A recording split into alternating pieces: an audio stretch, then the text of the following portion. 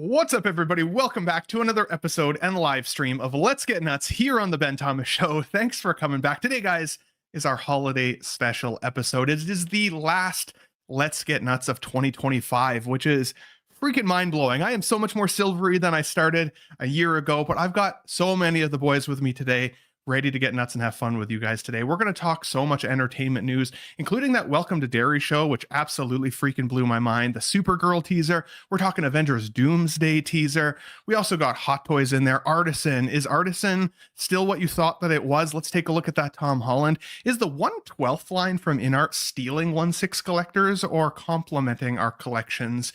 And so much more for you guys today. It's going to be a bit of an extra large one, so stick around. If you guys like the video, hit the like button, smash the subscribe if you're new to the Ben Thomas Show, and let's get nuts. What are you doing? You're completely outnumbered here. Are you nuts? You want to get nuts? You want to get nuts? You want to get nuts? You want to get nuts? You want to get nuts? Come on, let's get nuts. Let's get nuts. Let's get nuts. Let's get nuts. Let's get nuts.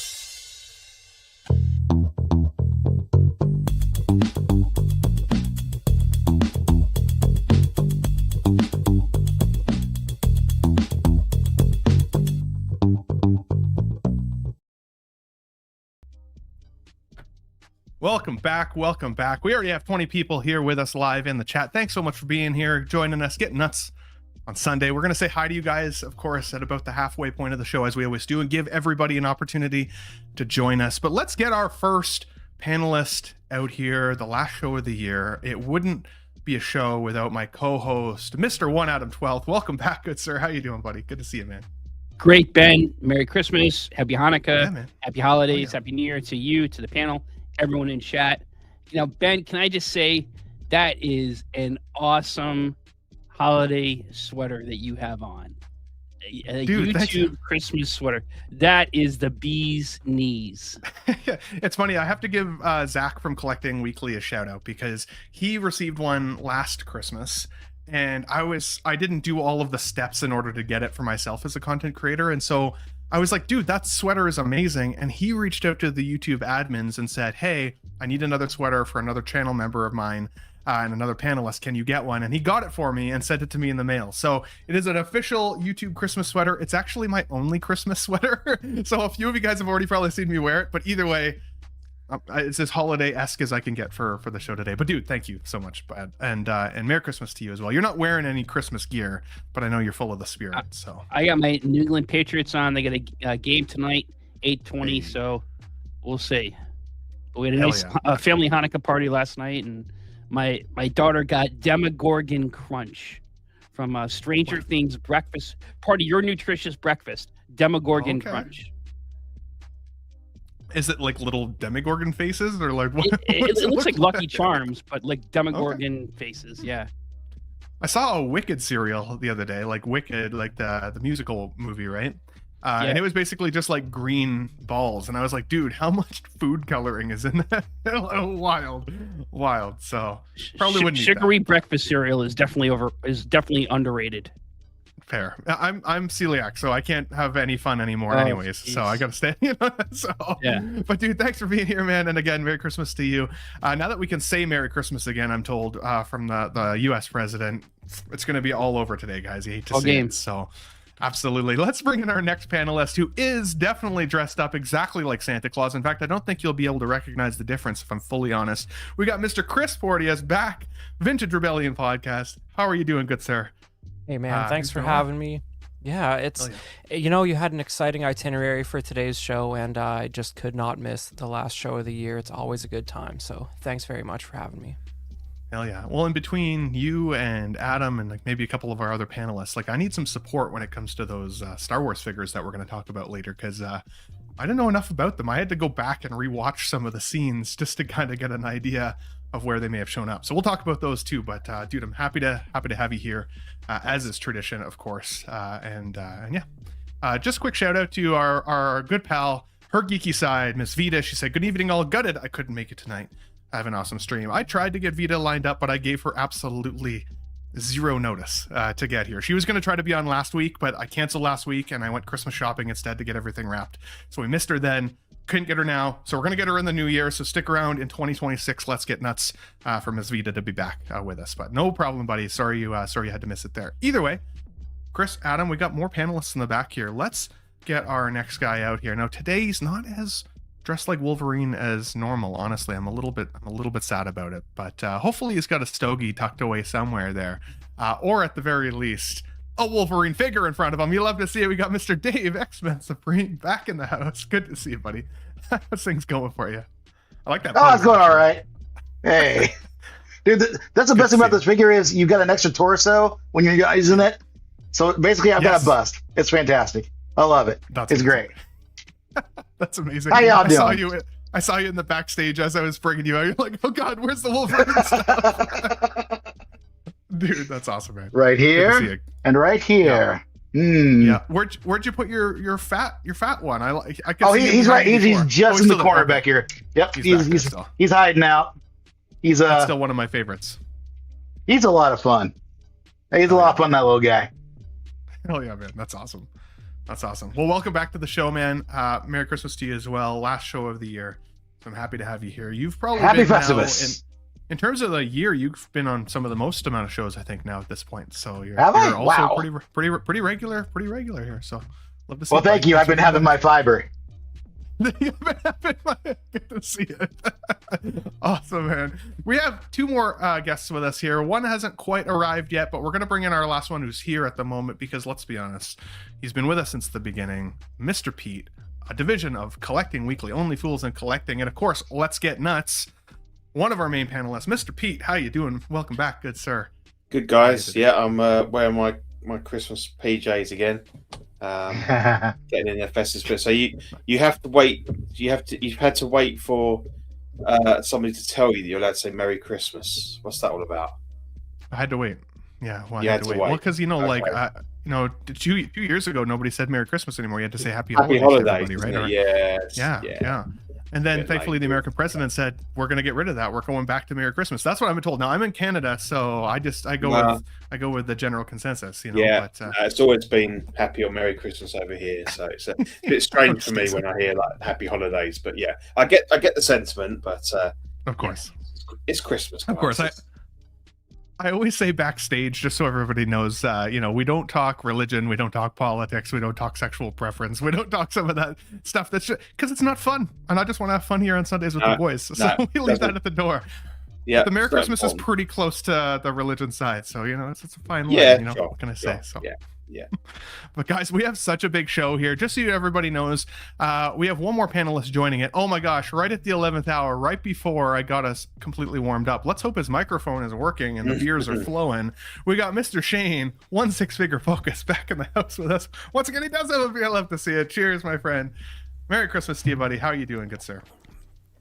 I have 2 weeks off and I have a beer in my hand and I'm here with you fine people. How I'd want to be very negative to not enjoy that. Cheer, Pete. Yeah. How's everyone? Cheers, buddy. Good, man. Cheers to everybody. Cheers to you guys. Cheers to everybody in the chat. Good to see you. If you're a non-drinker, cheers with water is good totally acceptable. Yeah. Let's get that Sundays. Good to have you back, man. How are you doing? I like your Christmas sweater. What is on that? Is that a Star Wars sweater? Yeah, it is. Hell yeah, it is. Decent. One sec. Nice. Let me pull you up here.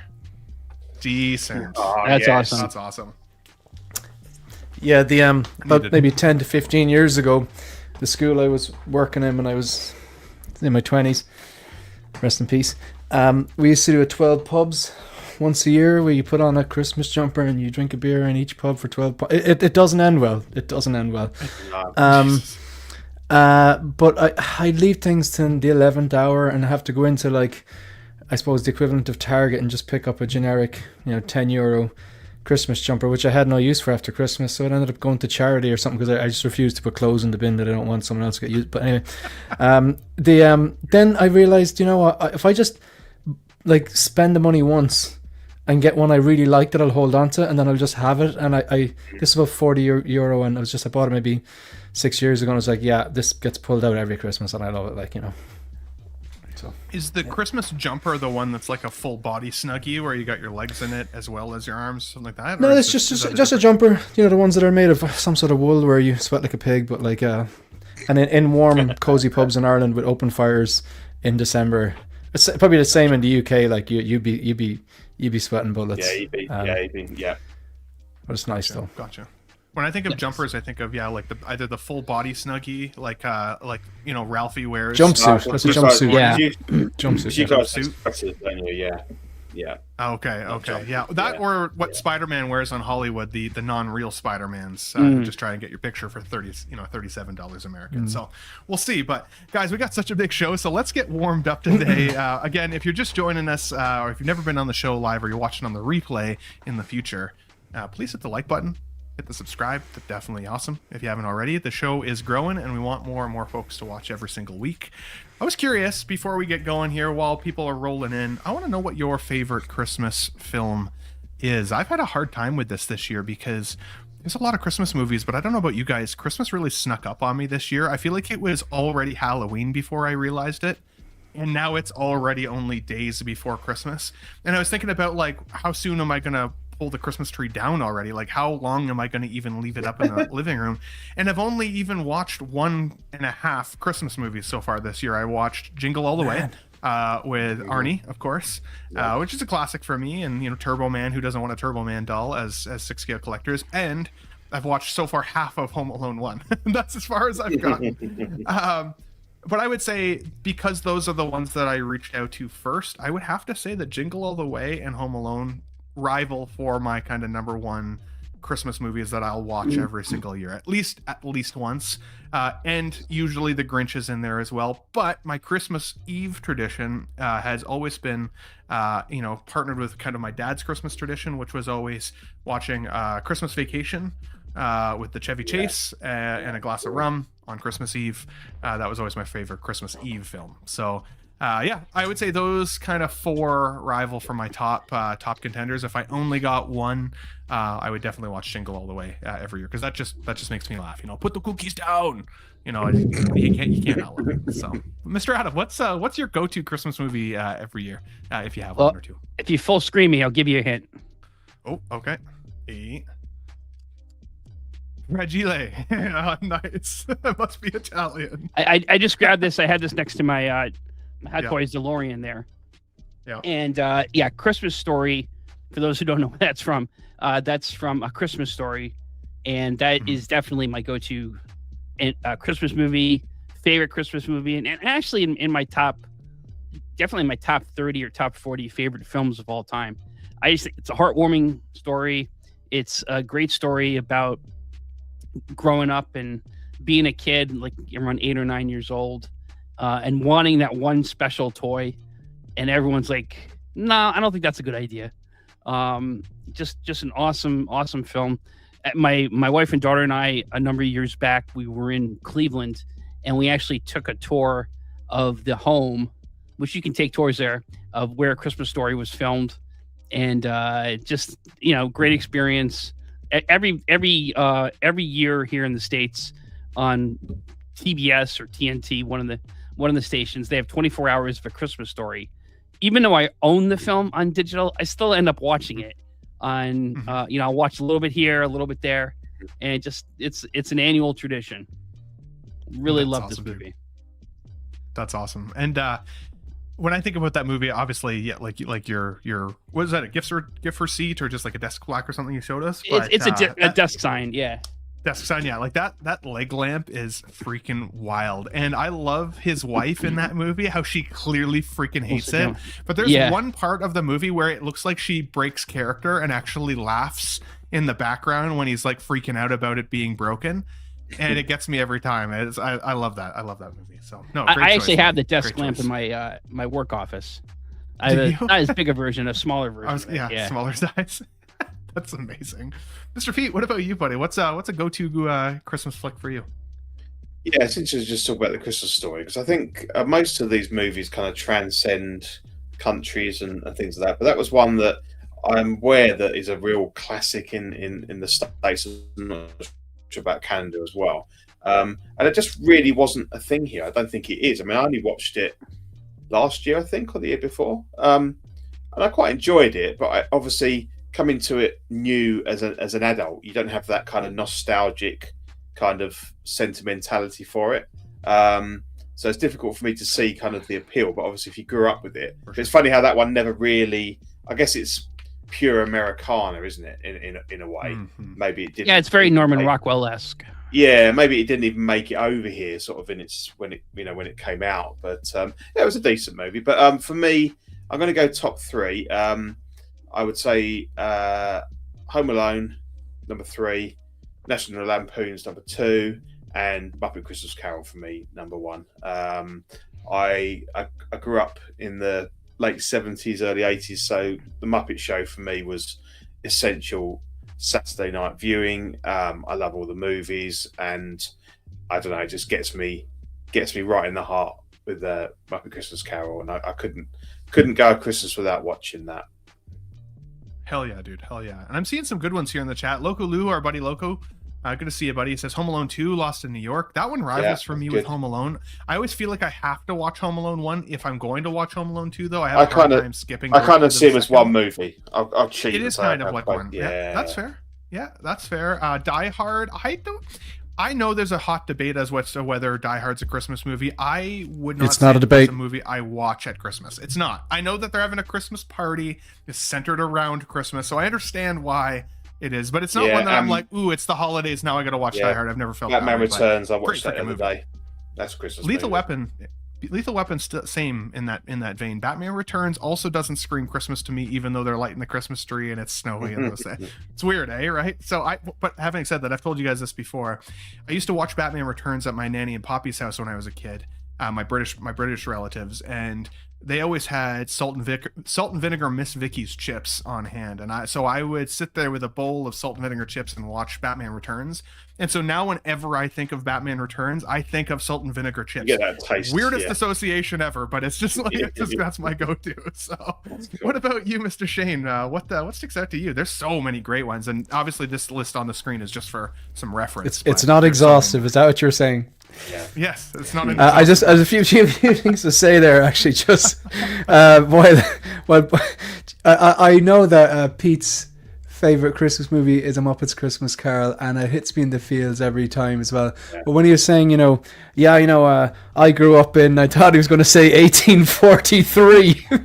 Oh, nice. So I can really relate to Charles Dickens' Christmas Carol. Yeah. I thought you were a little bit old. I thought you maybe had 10 years. I mean, not 2 centuries. But look, it's as much as I love the movie Die Hard, and I do think it's a Christmas movie. And realistically, I watched Die Hard 1 and 2.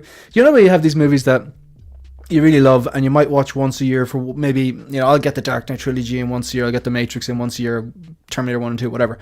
But like, I will save my watch of Die Hard 1 and 2 until Christmas.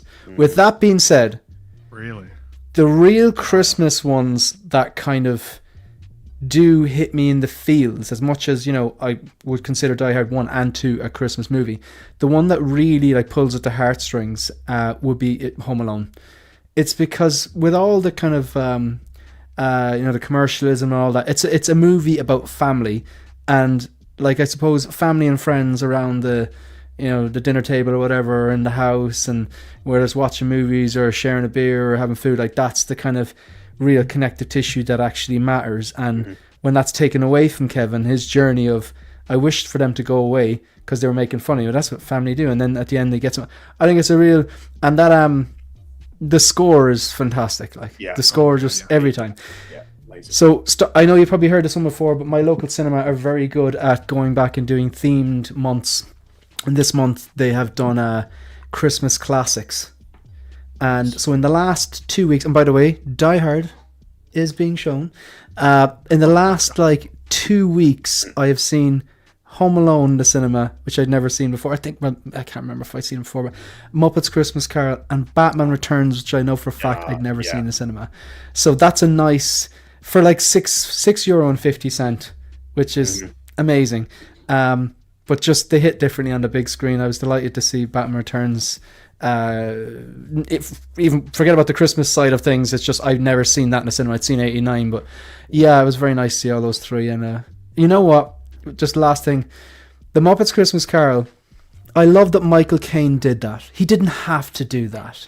A lot of actors would have thought, I'm not going to act with a bunch of puppets, but he he's got such range, whether it's Citizen Kane or the Dark Knight trilogy, whatever. And then he's so good in it, like, and he just got that range, and and that's another one that pulls at the heartstrings as well. That scene where he gets it's Christmas past and he goes back to breaking up with the love of his life and he can't see it at the time. That just kills me every single time. Every time hurts. But great movies. But Home Alone being number one. Shane, you're so right about the score for Home Alone.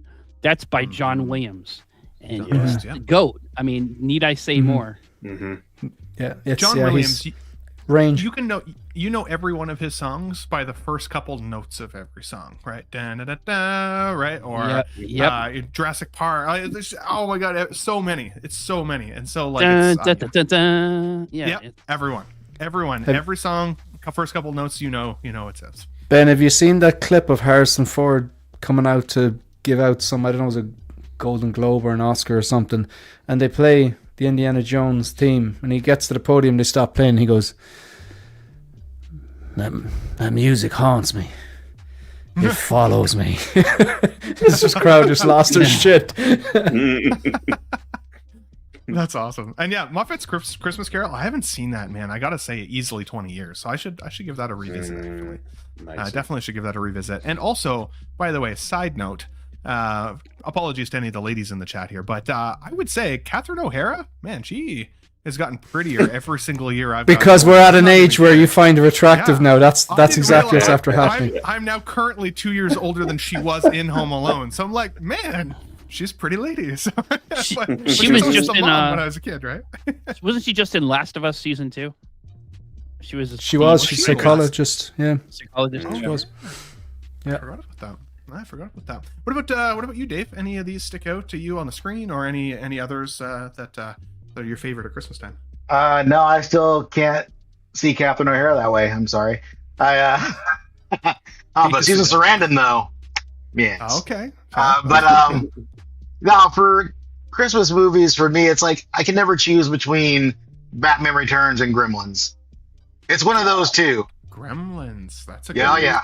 Yeah, brilliant. That's a good It's one. always one of those two. Both of them. I'll watch them both. They're great. I love them. That's awesome, dude. Gremlins. I haven't thought of that as a Christmas movie in a long time, but yeah, 100%. Yeah. I can see that. Similar vein though to Batman Returns and like some of these others where it's like it's at Christmas time, but I wouldn't have thought of it as Christmas. So there's Christmases everywhere in them. I guess that's right. Yeah, they got the trees and the gremlins in the tree, and the ice princess falls on the box that lights up the tree. It's everywhere. Absolutely. And Chris, last but not least, buddy, what about you? Any ones that stick? Oh no, they got him. Yeah, I was hoping that wasn't just me. They got him right then. Yeah. Hey, let's do it while Ben's gone. My Christmas movie pick, and somebody might debate this, but I'm going with Trading Places from 1983, directed by John Landis. Sure. Ben, are you alive? That's good. Yeah, sorry, I just had to get my squishy, so I stopped playing with my beard so often.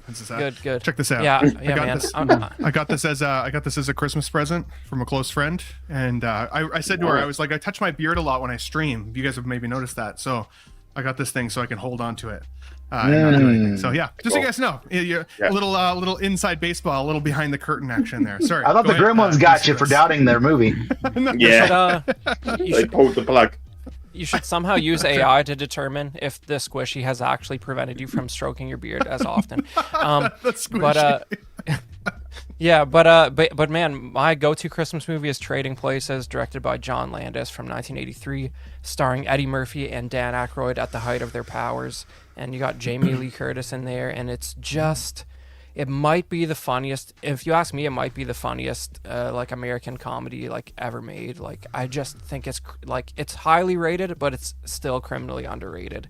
And it has a good portion of the movie takes place during Christmas. And if you've seen it, you know. But Dan Aykroyd goes from this rich investor dude to basically being a homeless Santa costume guy, is putting raw salmon into his pockets, and then he tries to self-delete, and the gun does not even work. It's really one of the funniest movies I've ever seen, and it has a lot of good Christmas content. And Eddie Murphy and Dan Aykroyd kill it, and it's awesome. And it's a rated R comedy, as they all should be. And check it out if you've never seen it. Yeah, it's one of Eddie Don't Murphy's think I've best. seen that. Don't think Yeah. I've seen it. Can, Sorry, can what I did you also say it was just called? add, Chris?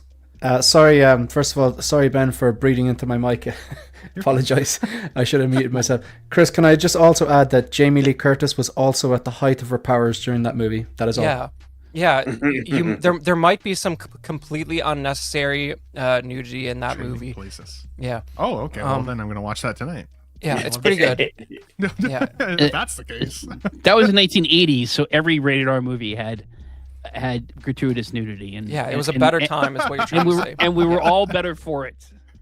Yeah, all better for it. That's right. Yeah, That's right. but just Good old you know, days. but John Landis directed like the Beverly Hills Cop movies and Coming to America. Like, he knows how to work with Eddie Murphy, and I think Trading Places is Eddie Murphy's best movie, and Dan Aykroyd's pretty good in it too. But that's it for me. Well, I will check that out. Well said, boys. Great lists, if I'm honest. We have 41 people watching live already, guys. Thanks so much for being here, getting nuts with us on Sunday. We're just getting warmed up now. We got a couple more pieces of entertainment news, and then we are going to jump into that 6-scale news in the second half, as we always do. But if you can hit the like button for us on the way in, definitely be appreciated. Definitely be appreciated. And anybody who's allowed to breathe into the microphone is only Dean the Dream Martin, just so you know. Because, yeah, that's it. He's the only one that's allowed. That's his No, thing. I love you guys. Yeah. Sticking in the vein of movies, though, let's talk about this really quickly, because this was some pretty big news about 2 weeks ago, and I was curious now that it's had a chance to kind of sit with us a little bit, fester a little bit. How is everybody starting to feel about this? So, if you're watching on audio only, we're looking at a slide here that says Netflix just bought Warner Bros. For a staggering $82 billion. That now means that they own the shows such as Netflix, Game of Thrones, Harry Potter series, the Cartoon Network, and even the entire DC universe. So that's pretty wild. Now, obviously, this had been, up for debate to a certain extent, because Paramount also launched a competitor bid as well, and didn't win. Netflix did win, but then they also went back to their shareholders and tried to convince the shareholders with a slightly better deal that they should be the ones. As of right now, Netflix still holds the deal. So as of right now, it seems like that's probably going to stick, but I don't know if it's 100% confirmed as of right now, if that's 1,000% the case. Having said that, Netflix changes the game a little bit, because I know a lot of us that love movies are a little bit nervous. Netflix has some wonderful television shows, no debate there, I don't think, but a lot of their movies aren't always the greatest, and it's hard to say how well they'll actually support theatrical releases. And I don't know about you guys, based on kind of the generation of, I think, all of us, we were used to going to the cinema, right? Going to the cinema and watching movies has been part of our entire life. It's part of the reason, or a huge part of the reason, that I even collect 6-scale, right? That nostalgic punch in the chest that I talk about when I think about like my favorite films of all times and wanting those representations in my display. I can't think of many Netflix films, or any, if I'm honest, that I'm like, I have to own that character from that Netflix movie. But just because they own it doesn't necessarily mean we are not still going to get great movies. But it does put it into, this realm of uncertainty, I think. And one thing that I do like about this is that if you watch Netflix, you're going to have a lot more access to even more content, so that you can continue to doom scroll for an additional 3 hours and still not pick anything. Because that's me all the time. I'm like, what am I going to watch tonight? Suddenly it's midnight and I don't watch anything. And I go back to YouTube. Having said that, I was curious, what do you guys think about Netflix now owning this? Do you also feel like they just own too much? Is this kind of like a monopoly in terms of entertainment? And how do you feel about their commitment to theatrical releases? Adam, I know you were pretty passionate about this when this popped up a couple weeks ago. Tell me how this has sat with you over the last little bit. I think any media consolidation, no matter whether it's Netflix who buys Warner Brothers, or Paramount Skydance, or Comcast, whoever ultimately wins out, is bad for consumers, because the more media you have in fewer hands, that means less competition, and it's going to mean higher prices. That's ultimately what's going to happen. what I'm concerned about is beyond that, beyond paying more, you're also going to have fewer opportunities for creativity. And obviously, the entertainment business is a business, and they're there. They have shareholders. They're there to make money, and that's part of our capitalist system, and I support that. But there's also, entertainment is a mix. There's always conflict between art and commerce, and you want to try to achieve that balance. You want to produce things that make money, that are popular, but you also want to produce things that have some artistic merit and keep consumers coming back for more and not just slop. There's a lot of great shows on Netflix. There's also a lot of slop on Netflix. Mm-hmm. What I'm concerned about is, HBO is a Tiffany brand. HBO owned by WB. Some of the greatest shows in television history, certainly in modern television history, the last 25 years since the century began, have been on HBO. Is that going to be a standalone service? Is it going to be a subservice of Netflix? Netflix is saying the things like, "Oh yeah, we're going to keep it HBO." I don't believe them. Why should we believe them? They're going to say whatever they need to say now to get through and get the FCC to approve the merger. In terms of theatrical experience, sure. I think everyone on this panel grew up going to the movie theater, has fond memories of going to the movie theater. I certainly do, even as recently as 2019, of going to see Avengers Endgame opening night with my family. One of the best experiences I ever had. That was only 6 years ago. But to be honest, I go to the movies theater a lot less than I used to. Certainly it's been the case post pandemic. And I think that's true for most people, because the revenue has declined. I mean, even just with Avatar, I saw that they made some money, but it's less than some expectations were, based on what I just read this afternoon. I think ultimately the movie going experience of going into a theater is dying. There will always, like Broadway, there always will be in the major metropolitan areas, New York, LA, Chicago, London, there will be movie theaters. But going to Albany, New York, or Boise, or some of the smaller locations, you might just have one movie theater. And it'll be like the when the traveling theatrical experiences like Cats or Wicked. The one theater in town or within 100 miles will have a movie playing, and the rest of us will be sitting at home on our devices, whether it's an 85-inch TV or our phone or our computer, watching the movies like we do now. But the ultimate prize, and why Netflix wants WB, is the IP. And they know the future is not writers creating content. It's me, you, everyone in chat, everyone at home making their own movies in their head. They tell an AI prompt, I would like a Star Wars story with Mara Jade, Darth Vader, and Iron Man. And they create that movie for you, or that TV show. And maybe it's 20, maybe it's 10 years, but that's the future. The future is you create the content, and probably going to ultimately be like Ready Player One, where you just plug yourself in. Maybe you're the hero in the story. YouTube is you are the character, and the IP is the most valuable thing, because you're paying a fee to have an adventure with Superman, or with Tony Soprano, or Daenerys Targaryen. So that's kind of what some of the writers' strike was about earlier this year. Was they saw what the writing on the wall, and the AI revolution is here, and it's just going to get more intense. Just when I know it's the next topic, but the trailers. I mean, how many people are looking for these trailers? And YouTube just took down a bunch of sites because people are using AI to make fake movie trailers. So yeah, exactly. Netflix knows it's impossible the future. To know if it's even real or not.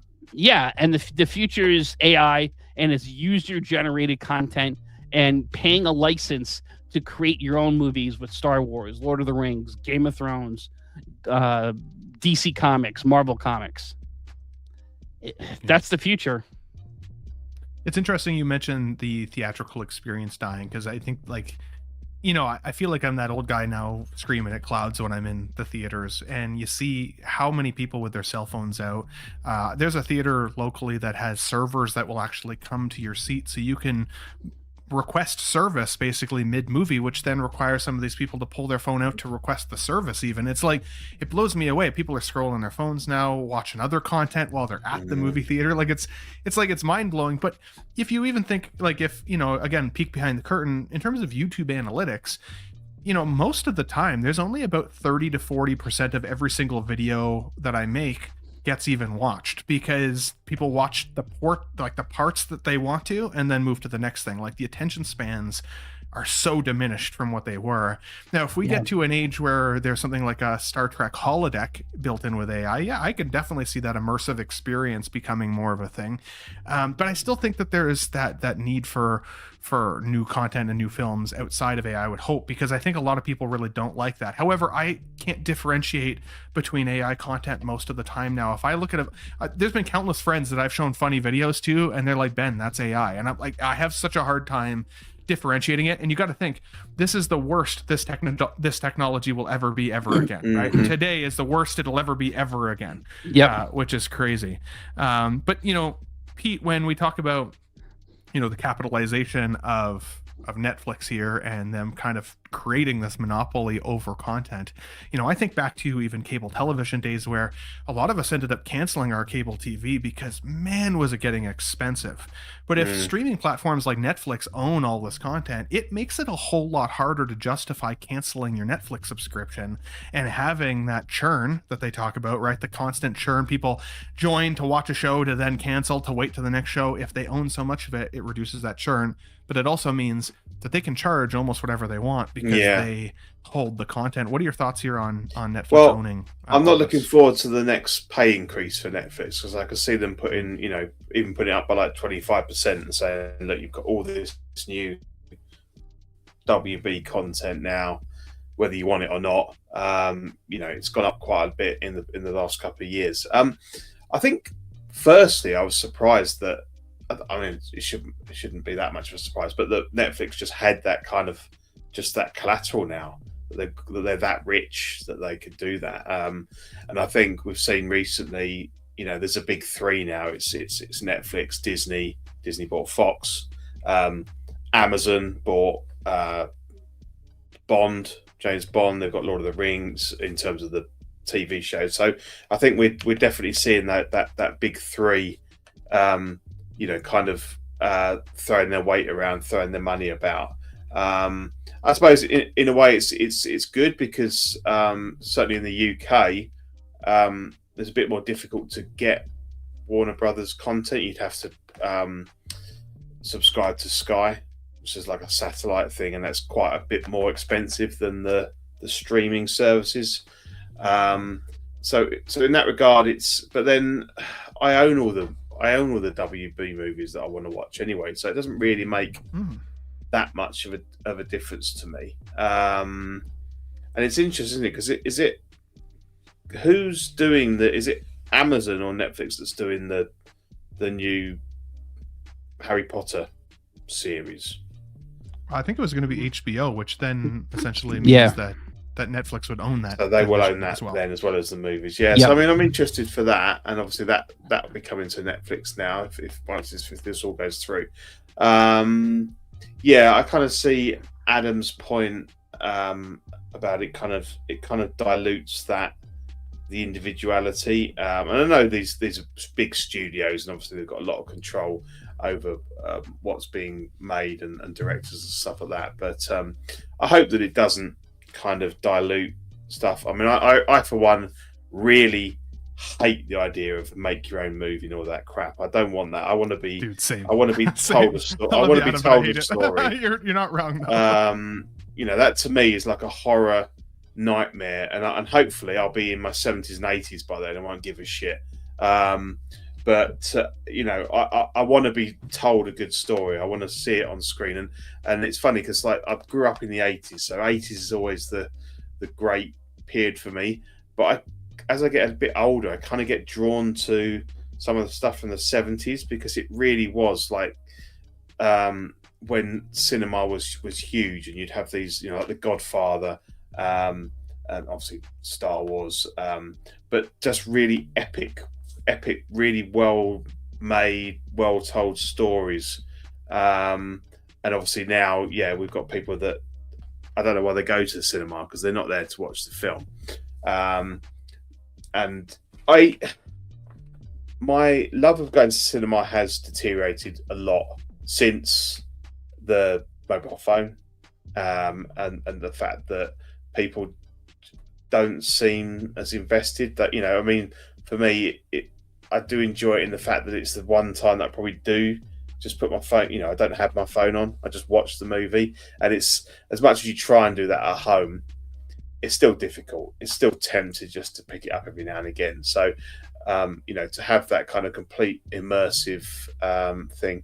But having said that, I'm lucky enough. I've got a nice projector, big wall to project on.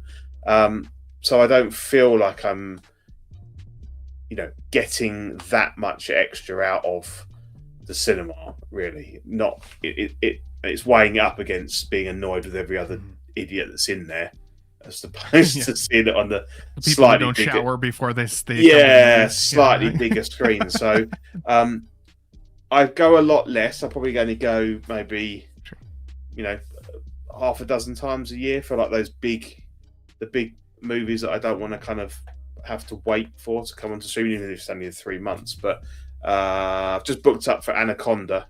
I'm looking forward to that. I think that's going to be a good laugh. Just the highbrow stuff, then, Pete. Yeah. Yeah. Exactly. Stuff, Yeah, right. yeah. You got to have a good mix. You got to have a good mix. So yeah, I think for me, it's not a massive disaster or a thing to worry about at the moment. But I can certainly see the Netflix subscription going up quite substantially next year. Totally. Well said, buddy. Well said. Shane, Trevor says here, controversial take, but there are fewer and fewer movies I am willing to go see in theater. So it's okay with me if more films go to streaming first. And that's kind of in line with some of what Pete was saying there as well. I had a group of friends over last night who I tried to convince all of them, let's go see Avatar. We got nothing else to do tonight. Let's just go and see Avatar. And only one of the 5 people that were in my living room were willing to spend the money to go to the theater. All of them said, no, we'll just wait until it comes out on streaming. All of them. Yeah, they were right. And I mean, honestly, right? It's tough. But I said that's the movie that you go see in theaters, I think, right? That's like that. Maybe the story is not the best, but the big theatrical experience with the visuals and everything. Like when that first film came out, what was that? 2008, I think. 2009. Yeah, that was astounding back then. But now we're a lot more used to it. And if the story is a little flatter, I can see why. But man, that rhetoric around, no, we'll just wait for it to come to streaming. What are your thoughts here with Netflix taking over on WB side and streaming versus going to the theater? Man, I have so many thoughts. First of all, I didn't get the first Avatar, and I definitely didn't get the second one. I have no interest in the third one. It was Trevor Weed who made the comment there about there's fewer and fewer movies, so he's comfortable staying at home. They are still out there. I noticed that Adam said one of the best experiences he had in 2019. I second that. Well, I second that he was talking about Endgame. And yes, when Cap picks up Mjolnir, it was something I will remember for the longest time. When the boys in No Way Home got out of that portal, even though we knew it was going to happen, my theater was full of people who booked day one, and if it's the first showing, typically you have movie fans who've been waiting forward to, and they're going to put their phone away. So there's a certain time you need to go to the cinema these days. That's what I've learned. In terms of I have a lot to say. Sorry, I'm going to try and condense this into a minute. In terms of the movie-going experience, and it's better off to stay at home because people are arriving later and people are on their phones and people are sitting in your seats and stuff like that. To me, that's like saying, oh, I'd love to see that country, but I have to get on the plane and the plane might crash. There's like a 0.1% chance, whatever it is, of it crashing. Or, I'd love to go snowboarding, but I might fall and hurt myself. And I've never looked at it like that. I'm going to go see the movie. I want to see that movie. There's a chance there might be some dickhead there, but you just tell him to shut up. Do you know what I mean? Or do go to the people in charge or whatever, and just get it sorted. I know you shouldn't have to do it. It's annoying. But for me, if I really want to see a movie, I'm going to go first showing opening night because you generally, if it's a big movie, it's an event movie like, The Odyssey or Doom Messiah Part 3, Doom Part 3 or Brand New Day, whatever. Go to first ever showing. Typically, people will book their seats and they're there to see the movie and turn the phone off and shut up for 2 hours. Or first showing on a Saturday morning before everyone wakes up. 10 a.m. Bang. Get up, go to the gym, go see it. You're probably the only person there even on opening weekend. I will say that people who say that like good movies are dead and the best movies were in the 80s, okay, maybe the best movies were in the 70s or the 80s or the 90s, depending on what you like. Good movies are still out there. Adam mentioned 2019. I'm going to go to Top Gun Maverick 2021, one of the best cinema experiences I've ever had in my life. I'm going to go to No Way Home, like it or not, fantastic cinema experience. And I'm going to go to one of the best cinema experiences I've ever had in my life, was last year with Dune Part 2. I went to see that movie once. It wasn't an IMAX. I went twice more in IMAX because I thought it was like just as good as seeing The Matrix for the first time in 1999. It was just that, man, they're still out there. But yes, they are definitely decreasing. Maybe that's a combination of bad writing or people playing to the crowd or trying to push a narrative or whatever. This whole CEO thing, this whole Netflix thing, the CEO, Ted Sarandos, I'll sum it up with this simple thing. He said that it doesn't matter what screen you see Oppenheimer on. This is like the meme where you see a guy with a tiny, like 5-inch TV screen in a garage watching Interstellar, and the meme reads, just as Christopher Nolan intended it to be. It does matter. If something's shot on IMAX, typically it should be viewed at least once on IMAX with the proper sound system and all that. Put the phone off. We are so divided in the world these days because everyone, maybe it's like a religion or heritage or politics or any of that bullshit. The cinema, to go there, sit down, regardless of what the person next to you believes or who they voted for or whatever, is the 2 hours where you can put your phone off, watch a movie, and you have that in common. This won't be good for cinema. Netflix, like you said, it's not after the writers. They're after the back catalogue because they essentially want to be the company that has all the content as opposed to art. So I don't think this is a good thing. Based on that Ted Sarandos quote enough, it's not good. But like, with that being said, I still love the cinema experience. I have a nice TV. I have a nice sound system. I'm thankful enough to have a nice house to watch it in, but you cannot beat the experience of watching Maverick on the big screen, or watching Dune Part 2 and hopefully Part 3, or maybe The Odyssey, or maybe Brand New Day or whatever. And maybe I'm the old git, but it's just some things need to be seen in the cinema. It's interesting you say that because like I have a pretty solid TV setup and sound system here and everything.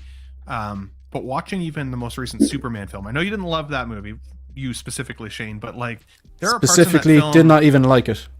Didn't even like it, but I know like there are parts of that film where like he hits the ground, for example, like when he's like woo, and hits the ground and it shakes the whole theater. Some of those types of impacts, you don't get that at home. Insane. Yeah, you're right.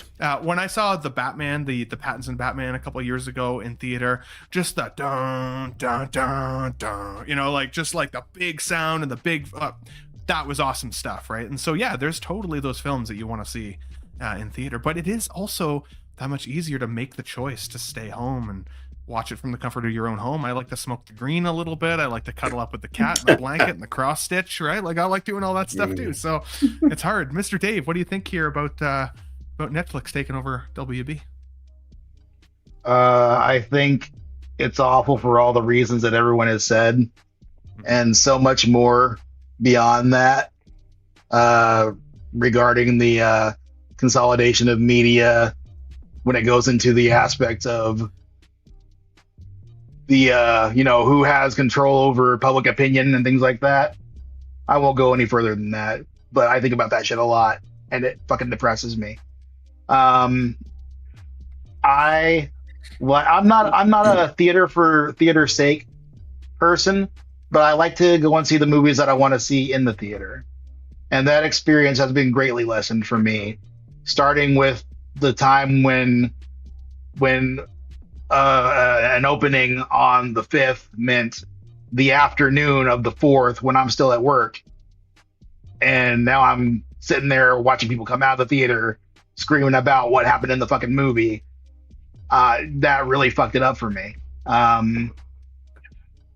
And also, the older I get, the lower my tolerance for being around other people in the real world. And I only just found out there's a name for it. They've been talking about misophonia. And basically it's when, certain sounds, they just, like, you can't avoid how much they rile you up, right? Like it's almost like autism, it feels like. But ever since I was a kid, people chewing with their mouth open, I know it's annoying, but it is so much more than that. Like if I go to a restaurant, I'm wearing my headphones because I don't want to listen to you scraping your fucking plate. I don't want to hear that shit. and it's not so much that I don't want to hear it, it's that it makes me physically, violently angry. I don't know why. It's a neurological thing. I don't know why it does that, but I want to hurt somebody, and I can't live like that. So I avoid it as much as I possibly can. And when I go to a theater, usually I'll wait nowadays. If it's not like a movie that I have to see right away, I'll wait like a week. And then I'll go, at a time of day when I know it's going to be not a lot of people, because I can't enjoy the movie. If you're sitting right behind me, crunching your fucking popcorn with your hand digging in your fucking candy bag, I can't do that. I literally cannot do that. I will hurt someone. That's a candy bag, not the nut bag. Just so. I wonder where he's going with that. Yeah. But like, it bothers the shit out of me. And I know, people like groan about the whole, it's not so bad having assigned seating. Look, I want the day when I can go to a fucking movie and get there early and earn my fucking seat. And when people show up, they don't have to sit right next to me. They can sit where the fuck they want when they get there. And that's great. That gives me space around me that I don't want to deal with a motherfucker being on my arm right next to me. Oh, fuck all of that. I don't want that. I hate that. I hate that so fucking much. I can't enjoy a movie like that. So I think I'm just done probably at this point with going to the theater in a lot of cases, and I'm done with streaming because they keep jacking up the price every couple of months and I hardly ever fucking watch it. I think the answer for me is going back to just physical media, because I'll spend less money because I don't watch that much outside of YouTube. And I'm not going to pay the extra to not have ads that you're also paying for. I just fuck them all. They can all go to hell. I don't give a shit. Boy, that escalated quickly. I mean, that really got out of hand fast. It jumped up a notch. It did, didn't it? Yeah. Viewer discretion advised. Look, if I want to watch it, I'm going to go buy it and watch it at home is basically what because I'm so over all of it. But even that's kind of hard, right, Dave? Like there's been a couple movies that I've wanted to go buy, and I'm like, I can't find them anywhere either. And so I'm like, man, like physical media is dying in the same vein, and they're forcing us to then have to get streamers. The one piece that I hate is that it's like they should have then a free content library of everything that they don't want to pay to put on their subscriptions, right? Like anything beyond a certain age, there should be a free service where you can go back and reference and find that content, because there's been so many films that used to exist on Netflix or whatever. You see them like leaving soon and you're like, well, shit, like I was going to watch that, but like I just haven't had time. And now what? Where do I find it now if I don't own the actual movie? So I mean, well said and passion taken, because honestly, dude, like I start to feel that as well. I told you guys my experience with No Way Home when there was a young man behind me. I think he had a learning disability, so no shade there, but like he forecasted every scene of that movie the whole time before the scene happened. And so like that portal scene where Toby comes out, like Shane was talking about, he was talking to his mom or whoever. Oh, this is going to be the part where Tobey Maguire definitely comes out of the portal. Oh, there he is. And that's like, hilarious, Ben. The whole movie. I want to watch the movie of you watching the movie. Had he seen the movie before? Was he just really good at knowing what was coming? He was just really good at seeing it. I think I saw it like the second day it was out. So like, there's a chance he saw it the day before, but I'm like, he was just calling every scene. And but like again, I'm pretty sure he was handicapped. So what do you say to the guy? Like, hey, dude, can you like please just stop talking? Like, and I'm too nice, you know? Like, I feel bad. I'm like, maybe I should just change seats. Another guy was making out with his girlfriend so hard in the theater the other day that I ended up just waiting until I saw everybody sit down, and then I moved seats so that I didn't have to be hearing the schmooching sounds. During what movie was that? Oh, that was Predator Badlands. I'm like, who goes to Predator Badlands to make out? Like, what? That doesn't make sense. Predator Bad Girl. Yeah, right. Yeah. So, anyways, I mean, and now with theaters, you know, buy popcorn and snacks and everything. It's practically the cost of a hotel room. Just go somewhere else for the night. You know what I'm saying? Chris, you're a huge movie buff, dude. So I'm curious what your thoughts were here on Netflix and Warner Bros. Yeah, I'll try and keep it quick. Sure. Gosh, it's obviously terrible. Like, you know, it's like with Disney owning Marvel and Star Wars, like when Star Wars was doing theatrical movies, there's only so many hot weekends to drop a blockbuster all year, and they're not going to compete with themselves. So you got to alternate a little bit, and, you know, maybe somebody gets Christmas, somebody else has to do Thanksgiving or Memorial Day or whatever it is. And, you know, when they own all of it, they don't want to fight themselves. So that's a problem. And also, let's just be honest, like, Disney Star Wars is mostly just cancer and terrible, and like it's just not art, and like you guys need to understand that like this is never good, and these corporations don't want you to have any fun. And I it's weird, I usually agree with Shane on pretty much everything, but like I think that, you know, anything coming out of these big studios at this point is just you're so lucky if anything of reasonable quality slips through. Like the writing is so democratized and sterilized and commidified, and like you just nothing interesting is going to slip through, nothing that's going to polarize. If it'll upset 20% of the audience, they won't do it. So like just they're afraid of everything, and you guys need theatrical experience is important. This is going to sound not credible, but I promise you it's true. And no, I'm not going to get into specifics. But Avatar 2, The Way of Water, is quite literally censored on Disney+. There are shots and things cut from it because Disney is not comfortable showing them on Disney Plus that were in the theatrical version. Is that advertised that we modified this version because we're afraid of fun? No, it is not advertised in that way. And that is crazy. That's like a PG movie, and they're like, James Cameron was having a little too much fun in this shot. This guy who gets shot off the boat looks a little bit too violent here or there, whatever it is. Like, it's actually changed on Disney Plus, and you're not going to find that acknowledged anywhere. And that's crazy. If that isn't a good ad for buying your own physical media, I don't know what is. Yeah. No, but it's just like no one knows this stuff, right?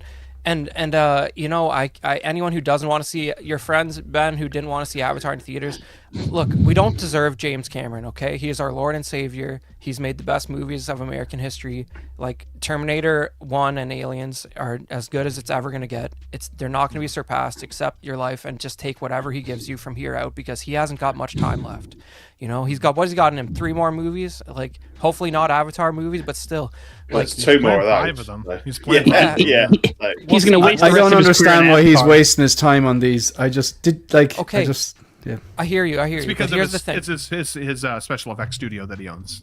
Yeah, but anybody who says they'll wait for Avatar on home video, forget it. The only reason you should watch it is in theaters in 3D right now. If you miss that, probably don't ever bother watching it. That's what I would tell you. Like, it's you're wasting your time at home with that thing. But just don't forget, they censored Avatar 2: The Way of Water on Disney Plus. Be afraid. This is all bad. And Netflix hasn't impressed me with a single film offering they've ever done. So this is no good. Good times. I just want to come in on that about the fear of offense. Like, you're not wrong when you said Trading Places earlier on. One of my mates has been at me for years to watch that. He knows I love Christmas and Christmas movies, and I hadn't watched it up until last year, and I loved it. But it was so obvious. It was like, this would never be made today. No shot. Never. Well, and that's the problem. They're spending. I just looked up the budget for Flash, and over $300 million on the Flash. Listen, whatever you think of that movie, you can't tell me you saw the $300 million up on the screen, because there were some pretty shoddy effects in that film.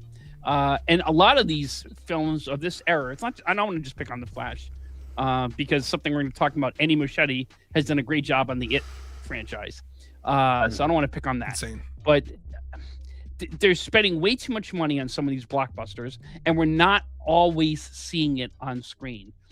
And the problem is that people are now being accustomed to just coming out for the big blockbuster films, and then they're disappointed when a lot of them suck. Now, they're still to Shane's point, I agree. They still make very good movies now. Top Gun Maverick, I love that movie, and that I did have a great theatrical experience going to that with my daughter. Love that movie. No Way Home, absolutely. But even a smaller film, I saw a terrific film that was released theatrically. I saw it on Hulu last year, called A Real Pain, with Jesse Eisenberg and Kieran Culkin. Just a great film. Small film, not a genre film, but I would not go pay to see that in the theater because, the cost of a ticket. If I go the two or three of us, you're talking $50, $60, plus if we get popcorn, soda, candy, and then you have to sit there like Avatar, 3 hours and 15-minute long film. Plus you got to sit through a half hour of ads and trailers. Except for the Avengers teaser, all the trailers I can just go on my phone on YouTube and watch. And I understand they're trying to get people to come for future, but listen, a half hour of trailers or 40 minutes of trailers and advertisements after you're spending $20 per ticket? No, come on. I think, you look back in the day, the 80s, 70s, 80s, 90s, the early 2000s, you had small budget films like Trading Spaces, like Tootsie, so many like smaller budget films that people would go to the theatrical experience for. Now you watch that stuff on Netflix and Hulu, and if the theaters are just depending on these blockbuster amusement park style films, and a lot of them stink, that's not a good business model, I don't think. Well said. Well said. Guys, you crushed it today. Thank you so much for all your thoughts there. That generates a lot of thought. And I'm sure anybody, watching in the chat or anybody watching on replay, like if you guys have any thoughts on this as well, Netflix taking over WB, what's the theatrical experience mean to you guys? What's the streaming experience mean to you guys? Make sure you put it in the comments. I want to read them because, I think it's going to be something that we need to stay front of mind going forward, right? As we progress into the digital age, as we continue to see things like AI content being generated, as we continue to see the theatrical experience change overall, what is this going to mean for us movie lovers and those nostalgic punches in the chest that we always talk about? But I want to move on because we got still so much on the show today. 61 people watching live. Thank you so much for being here, getting nuts with us on Sunday. A couple of quick shout outs though. Holy cow, Mr. Valkyrie Magnus, Mr. Eric, my friend, 1999 super chat, dude. Thank you so much for your generosity, dude. That's amazing. He says, Merry Christmas to Ben Thomas and my friends. Dude, we wish you were here today, buddy, but I know you're a busy guy. But dude, thank you so much. Honestly, let's be honest here. Where's my take? Where's my thing? One sec. Here we go. Here we go. Mr. Valkyrie, whenever you come in and you fundraise the show, we'll never need another fundraiser after you, buddy. This is for you. You don't understand. One fundraiser with my pals, you'll never need another cent.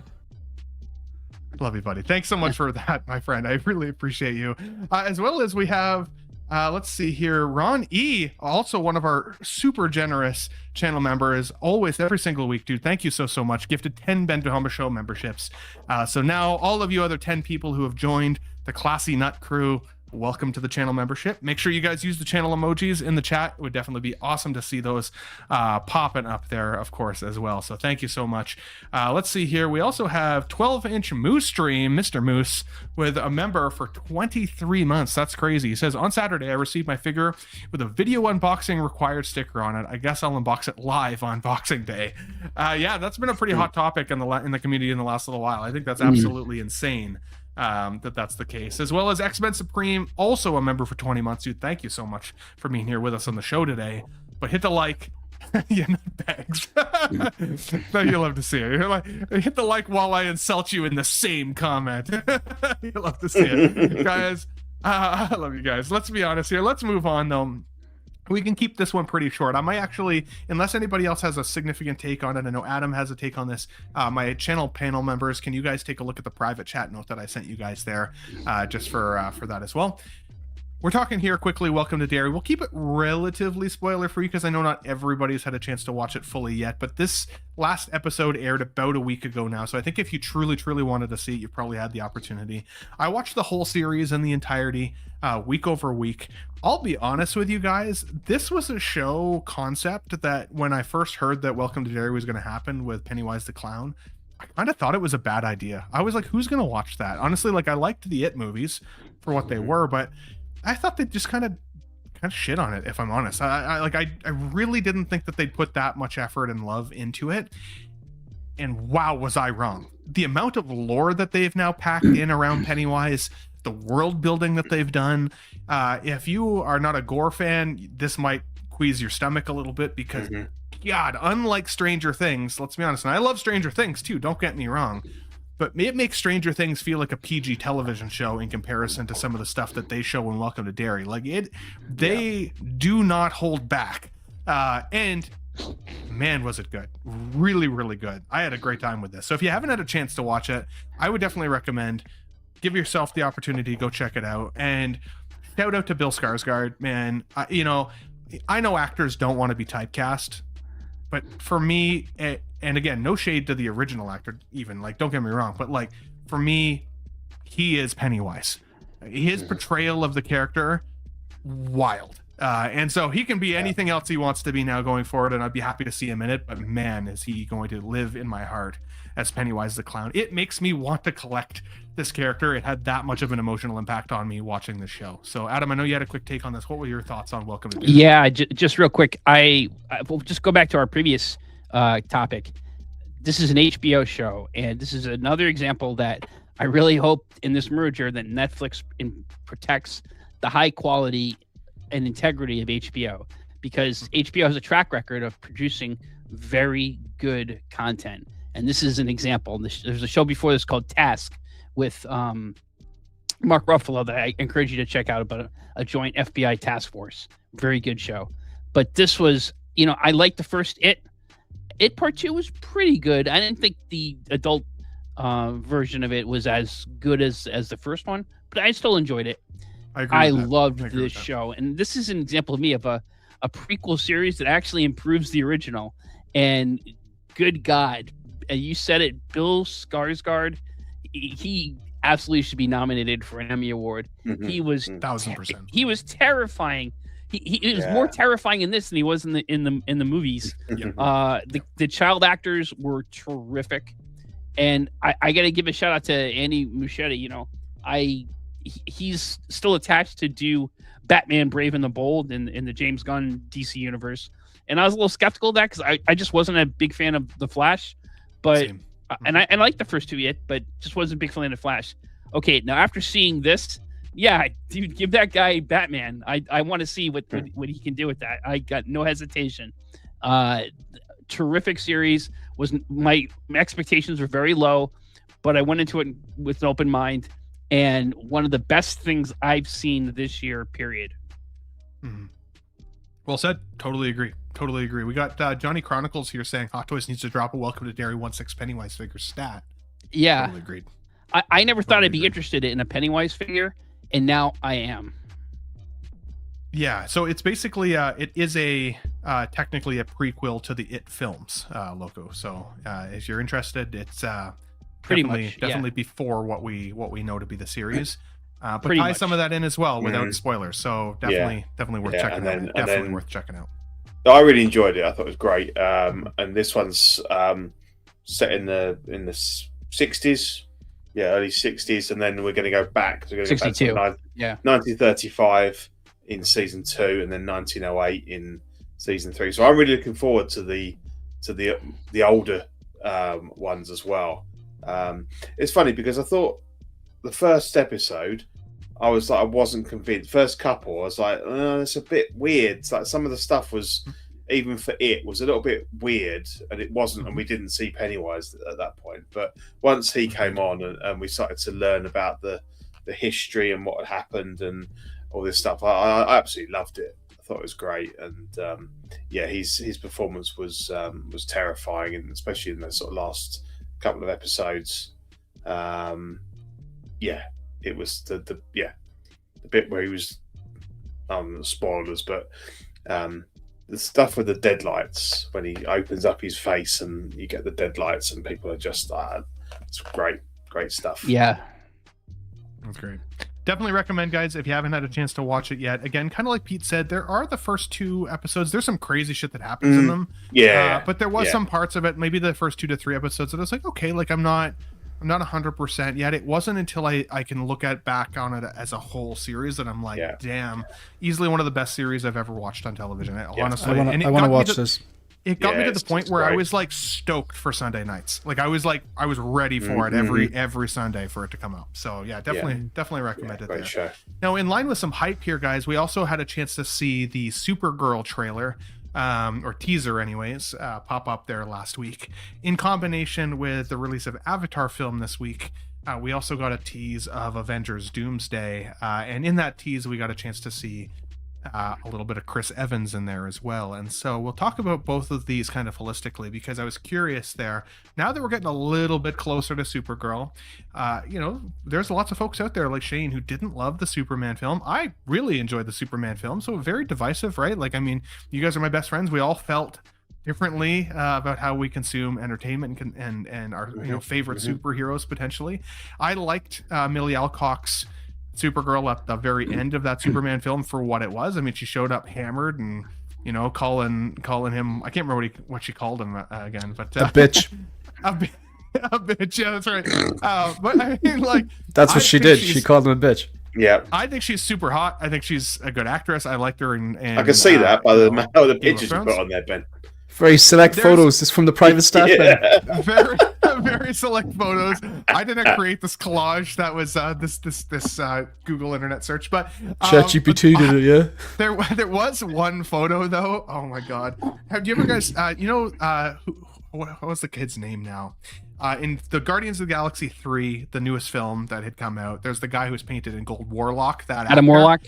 Adam Warlock. What's that actor's name? If you guys remember the name, but anyways, that actor with Will Poulter. Will Poulter. Yeah, Will Poulter. People say this looks like Will Poulter with long hair, and there's a part of me that now I have a hard time not seeing that, if I'm honest. But otherwise, I can't unsee this now. Jeez.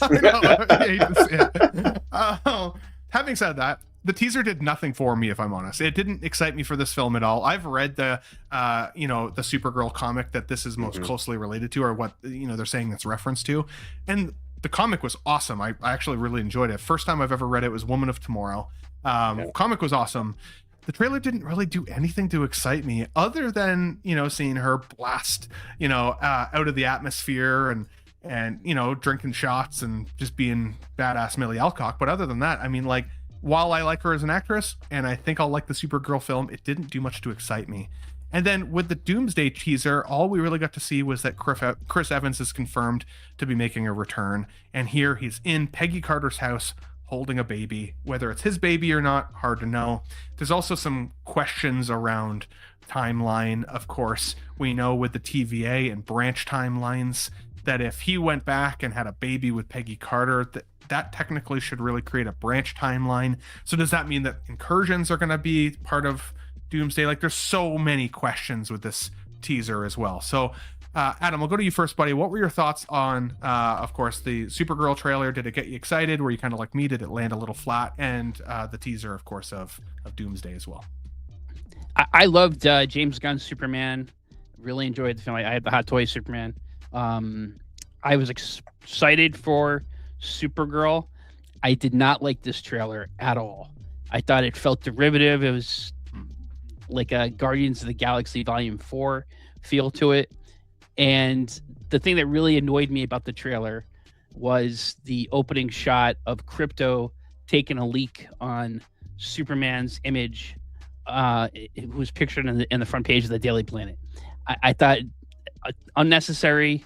If you're trying to build up a universe and you have your most powerful character, I don't think it's a good look to have. I know they're trying to get like a friendly rivalry between cousins, but I didn't think that hit very badly for me. I think it would have been better if they were going to do that, to have an image of Lex Luthor on there, not Superman. Now, I have this graphic novel. I plan on reading it over the Christmas break. But I've read a lot of comics with Supergirl, so I'm not unfamiliar with the character from the comics. I just haven't read this. I haven't read this book yet. I have it here. I plan on reading it in the next week. In terms of Avengers, I am very excited for this. I saw the trailer like it was meant to be a grainy footage on Twitter on my iPhone. That's how that trailer was meant to be seen. I say that jokingly. The leaked photo or the leaked trailer. It's a teaser. I think it does. I think it does what it needs to do. We're like almost exactly a year out from Avengers Doomsday. I do not want them giving all the plot points or agreed. Any of the scenes. In fact, for all we know, this scene is not even in the movie. It's just and Marvel's known to do this. They'll film some stuff to give a flavor of what's in the movie. But I love Steve Rogers.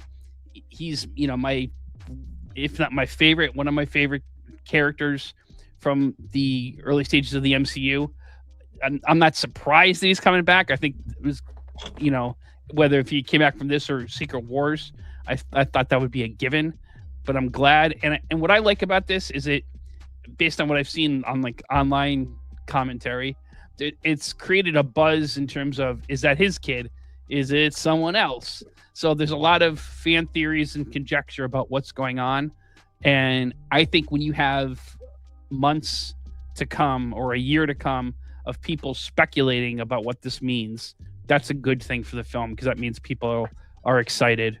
And let's face it, there's been, with a few exceptions like Spider-Man No Way Home and Deadpool and Wolverine, Guardians 4, it's been kind of some Marvel, there's been superhero fatigue, and I think there's been some Marvel fatigue. So any opportunity to kind of build buzz again, I think is a good thing.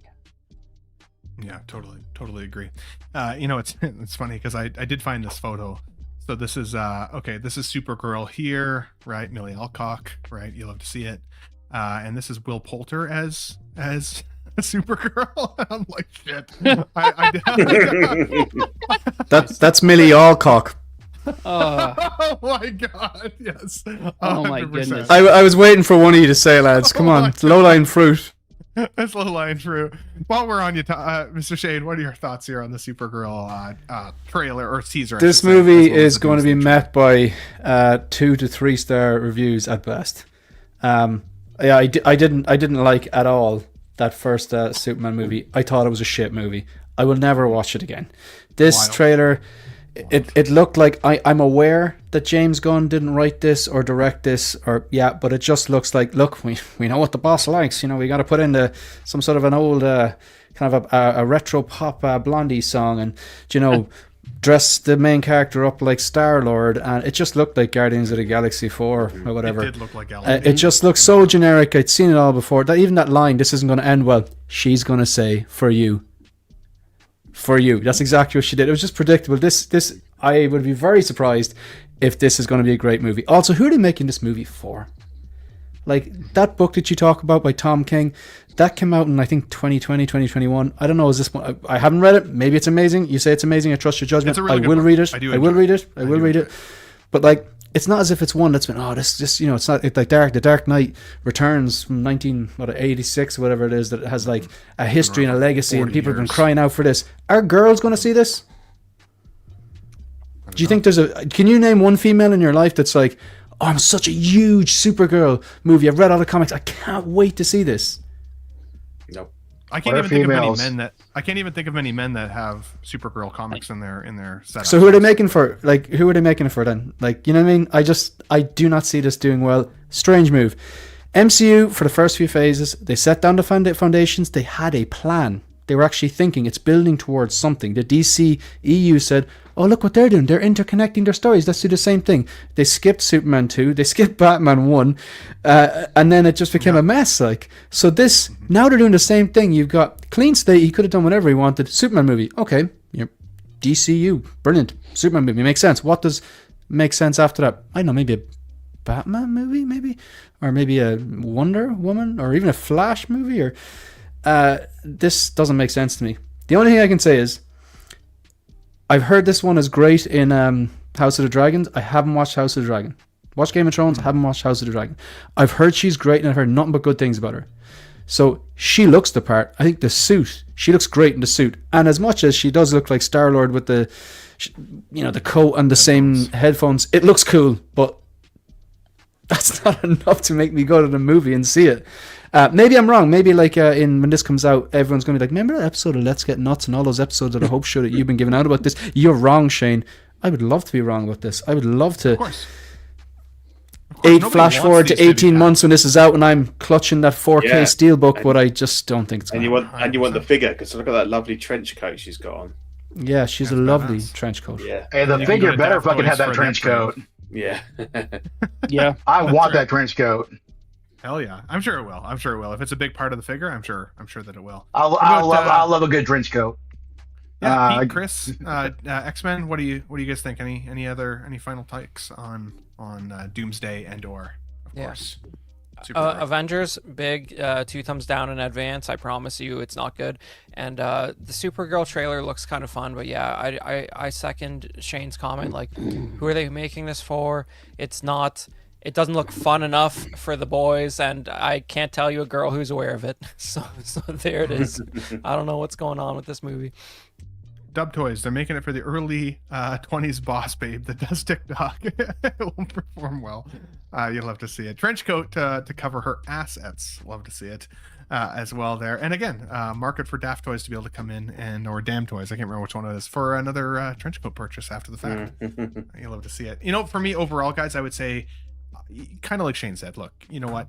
I don't have always a ton of hope going into these, but I still enjoy the films for what they are for the most part. I do try to turn my brain off to a certain extent to go in and just enjoy them as comic book films. While I really enjoyed aspects of the Snyderverse, a lot of aspects, including the Snyderverse cut. When they gave us that cut, I thought that it made that movie so much better than the Joss Whedon version.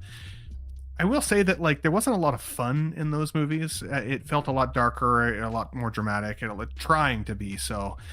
Whereas I do like the hopefulness of the new DC universe, and I want these to succeed because I want to see more development of other characters that I truly love. That Green Lantern show is coming, right? We're gonna see the R-rated Clayface film at one point. We're gonna get a new Batman. There's so much more content that could come that we can enjoy as collectors, even if it's good. So none of us are rooting for these films to fail, but sometimes the track record is the track record for a reason, and it does create some level of nut shriveling before you go in, hoping that these actually turn out well. So we'll see. But let us know what you guys think of the teaser for Supergirl and or for Doomsday here, of course. Ben, can I just really quickly just give a thought on Doomsday? This is kind of the first I've seen about this. I heard murmurings, but I haven't seen the specific photo yet. I think that baby is the baby from Fantastic Four, because at the end of look, the movie's been out long enough. At the post-credit scene, you have Doomsday holding the baby, and he's after the baby. It's called Doomsday. Maybe the timeline with him and Peggy doesn't match up. Maybe he's been there to protect this baby for some reason, because Doom seems to be after the baby. Yeah, I wonder if that's the case too, because I was thinking about it based on the the timeline in which he's back with Peggy Carter. Even if this was his kid, that kid would be in his 60s by the time modern day Marvel Avengers are out. So it's not like he's going to join the ranks and be like, hey, I'm here to be the new Captain America. And of course, that would take away from Anthony. Or maybe the serum is genetically transferred, or maybe the baby just moisturizes. Yeah. I don't know. He just moisturizes. You'll love to see it. So yeah, I mean, we'll find out. We'll find out. But I'm excited. And I think the only piece here is that everybody's been talking about Marvel Avengers and Marvel just kind of slowly starting to detract from people's excitement, and so I think it's funny that in Doomsday they're truly bringing back Robert Downey Jr. and Chris Evans, like the lifeblood of those original films, to try and revamp some excitement. And I'm sure that it will work, but the story still has to be good, right? If it hooks people to get back into the theaters and watch these films and then the story's not there, it's still not going to do much, right? There's only so much that a good actor in a film can do for a movie overall. So, but just remember, the Russo brothers are 4-0. Civil War, Infinity War, and Endgame, and Winter Soldier. Those are all four of the best. At least with MCU. At least within Marvel, because some of their external films otherwise haven't been the greatest. I'm only talking about within Marvel. Yeah, I'm not talking about what they Marvel. did for Netflix or Apple or what have you. 100%. And it's interesting too here, Keith Lee says, man, I was hoping to be surprised to see a Doomsday trailer. Sucks that it was spoiled. I mean, they've got so many people coming back to that movie that they've already said are coming back. It's like, the days of being surprised by an actor being in a film, I feel like are going away. And we talked about that when they did the chair reveal not that long ago for this film, where they laid out 30 or 40 different actors that are going to be back. And like, it takes away from that feeling, like Shane mentioned it earlier, that theater experience in Avengers Endgame, when everybody starts coming out of the portal to back up Captain America. And there were literal cheers in the theater that I was in, because it was just like, hell yeah, all these years building up to that moment, and they're all back, right? But no, there was no casting lineup. There was no chair set up to know that was going to necessarily be the case. But they're desperate now, Ben, you see. They're desperate. Now. They were so confident that they had a well-written, executed 100%. Movie, and that they had 10 years of movies culminating into one, and which seemed to have been, I know you can go on and watch any sort of YouTube clip and there'd be plot holes in the first 3 phases. Yeah, fine. But for the most part, it was planned out, going towards something. They had a roadmap, they had a plan. Now that they're desperate, it was I remember the build up to Deadpool and Wolverine. I was so excited about that because you had Deadpool and Wolverine in the same movie. You had Hugh Jackman coming back. You had, the yellow suit and all that and all that stuff meant something to me. But then everyone, the conversation at some point turned to, what cameos do you think there's going to be? I don't care what cameos are there. Just give me a good executed movie with a good story. They gave me a good executed movie. The story, not so much. But I still, really enjoyed it. But it wasn't because Elektra popped up. I couldn't care less about Blade or Elektra or Gambit or even X-23. I like her enough, but it's, take her or leave it. So the cameos aren't going to make the movie or break the movie. It's just the story what's going to make it or break it, essentially. But for me, anyway, personally. And again, Avengers Endgame, though, one of the reasons the story nailed it so hard was because of how even Infinity War ended, right? And that cliffhanger that it left it on, and the years of build up through phase 1 and 2 that got us there. So it wasn't just that movie being a good movie by itself, it was all of those years of build up. And now, because some of that buildup is diminished, right? It's like taking the air out of the bottle and then still hoping that if you get the right actors back, suddenly that air is compressed back in that bottle again. I don't know if that's the case. It's hard to know, but I'm hoping to be wrong, because I want those films to be successful. Just like I want Street Fighter to be successful here. I loved Street Fighter when I was a kid. That in combination with Mortal Kombat. I always played Street Fighter at my mom's house. I always played Mortal Kombat at my dad's house. This film looks freaking ridiculous. But I will say that Street Fighter is also freaking ridiculous. So I feel like if you were expecting this to be more serious, then you should go back to the 90s film that was a more serious take on Street Fighter characters that kind of didn't hit very well. I think while this looks freaking ridiculous, it might actually be a fun film. So I am putting it out there for that. I do want to get onto the 6 scale news. I did have in here that ScarJo is joining the Batman 2. I think I'm going to leave this for a New Year discussion, because this isn't going to be the first time that ScarJo comes into the news with regards to this character. It does say here that through Covered Geekly anyways, that according to in Snyder, Scarlett Johansson is in talks to play Gilda Gold, the wife of Harvey Dent, in the Batman Part 2. I think the biggest part of the news here is that I think in 2025 she was the highest paid actress of 2025. So clearly they're putting the dollars in to the Batman 2 series, if that's the case. And it's interesting because, of course, we're going to also see a different Batman in the DC universe now. So it's wild to me that they're putting those kind of dollars in to just, have another Batman come out of it. So, but I do guys want to say hi to the chat here, of course, just for some house cleaning. if you're interested in the channel membership, we do have the Classy Nut crew. Thanks to Ron E for giving 10 free memberships out again today.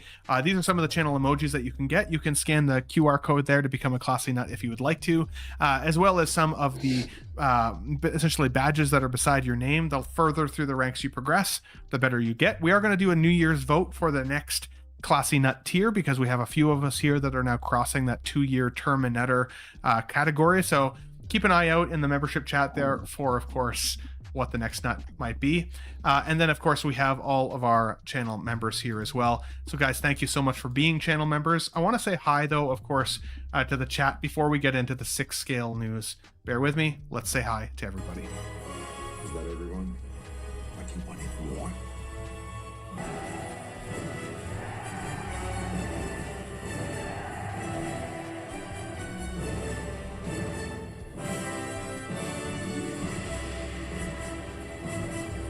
Nuts!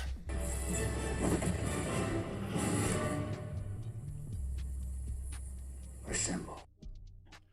Nuts assemble. Let's say hi to some folks here. We have the One Adam 12 here with us on the show as well as in the chat. You'll love to see it. Mr. Ron E. Good to see you here, buddy. Thanks again for your generosity as always. We got Fig Poser in the chat with us. You'll love to see it. What up, though? He says, Fig. Sorry to say King Ding-a-ling with a what's up, Ben. Good to see you, my friend. Thanks for being back in the show every week. Little Titan with a what's bad Benito. You'll love to see it, buddy. Thanks for being back. We got Mr. Viking Collectibles. Hey, what's up, everyone? Good to see you, buddy. Hopefully you're doing well as well. Moose Dream, of course. Mr. 12-inch. You'll love to see him here. Says, hello, community of collectors. Today I unboxed that air fryer real world shiz today. Yes, I do live in the real world. He still buys things outside of figures. You'll love to see it, guys. We got the Jose Plus saying hi to everybody with the awesome panel. 100%, buddy. We got to get you back here, of course, in the new year. X-Men Supreme with us here on the show as well. You'll love to see it. Welcome back, buddy. We got her geeky side. Our friend Vita here says, good evening. Gutted I couldn't make it tonight, but have an awesome stream. Dude, we miss you. Hope you're having a great day with Jim, of course, there as well. Thalia Meyer, you love to see it. Good to see you, buddy. Thanks for being here as always. Mr. Mark AP, hello, everyone. Good to see you, buddy, as well. Chris Porteous in the channel and in the chat with us. You love to see it. We got Red Priest 76 joining us today as well. Thanks for being here. Mr. Loco Lou, of course, with us as well. And then with Pedro Lopez as well with the lovely screenshot. You love to see. I'll leave that up on the screen. An extra half second for you guys. We got Thalia Meyer in the chat with us saying hi to everybody. Let's see who we got here. We got Akira Tang says, I love Jingle All the Way too. Hell yeah, man. That's a fun one. Just Keith Lee. Good to see you here, buddy, as well. Darth Drez 9237. Welcome back, buddy. Thanks for being here. Johnny Chronicles. You love to see it as well. Man, we got a lot of folks here today. We love to see it. Ed Blues 17. Happy holidays to everyone. Thank you so much. Really appreciate you there, buddy. Let's just quickly scroll, guys. Thanks for bearing with me for a half intermission break. This is your opportunity to pour yourself another beer, Mr. Shane, if you are already. We've got Brick Artemis in the chat as well. Loco saying what's up to them as well. Good to see you, buddy. Merry Christmas to you and your family. Let's see, Mr.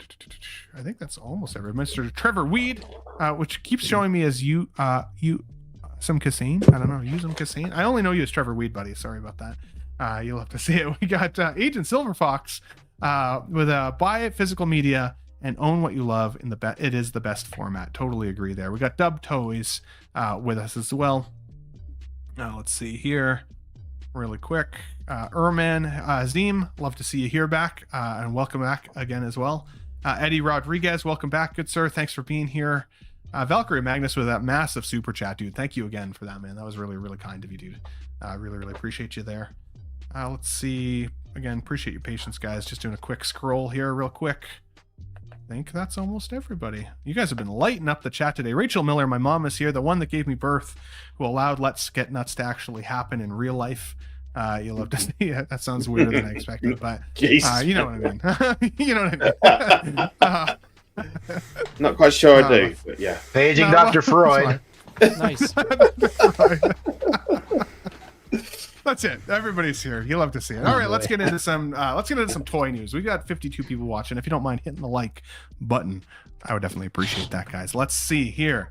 112 in art was a 1/12 Catwoman popping up, as well as their newest look at the Arkham Origins Batman. Now, Hot Toys, take freaking note here. They've given us other Arkham Origins figures.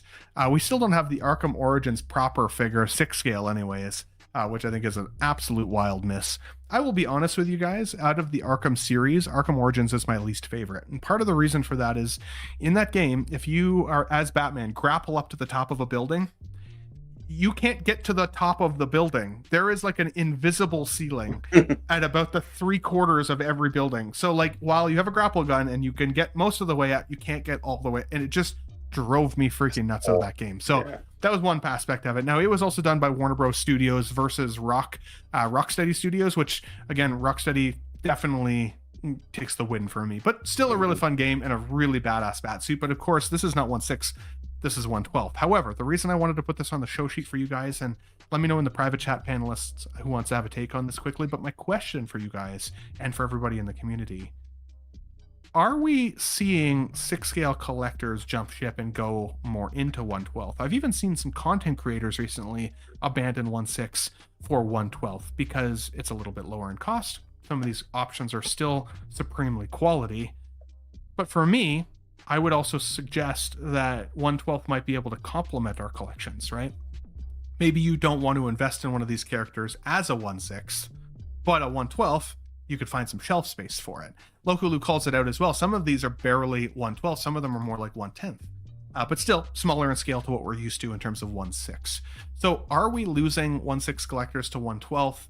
Is this just complementary in your figure displays? Is it a depends? For me, I like a lot of 1/12 figures, don't get me wrong, but I got into 1/6 scale because for me at the time they were the most realistic representation of the characters that I love. Some of these ones from Minart are pretty freaking awesome and a lower cost threshold than 1/6. So I was curious, Adam, I guess I don't know if you put your note in here, buddy, but did you have any this will comment on line from these? These look tremendous. I mean, they put Hasbro and Mattel to shame. No shade against those companies, but these are truly works of art. And for me, I did collect 1/12, the Hasbro Star Wars, and then I went to Marvel Legends and Black Series figures before I got into Hot Toys. So I other than your McFarlane, Superman figure, the odds and end figure here and there, I'm not going back. I'm sticking to 1/6. And in some form I've always collected a 1/6.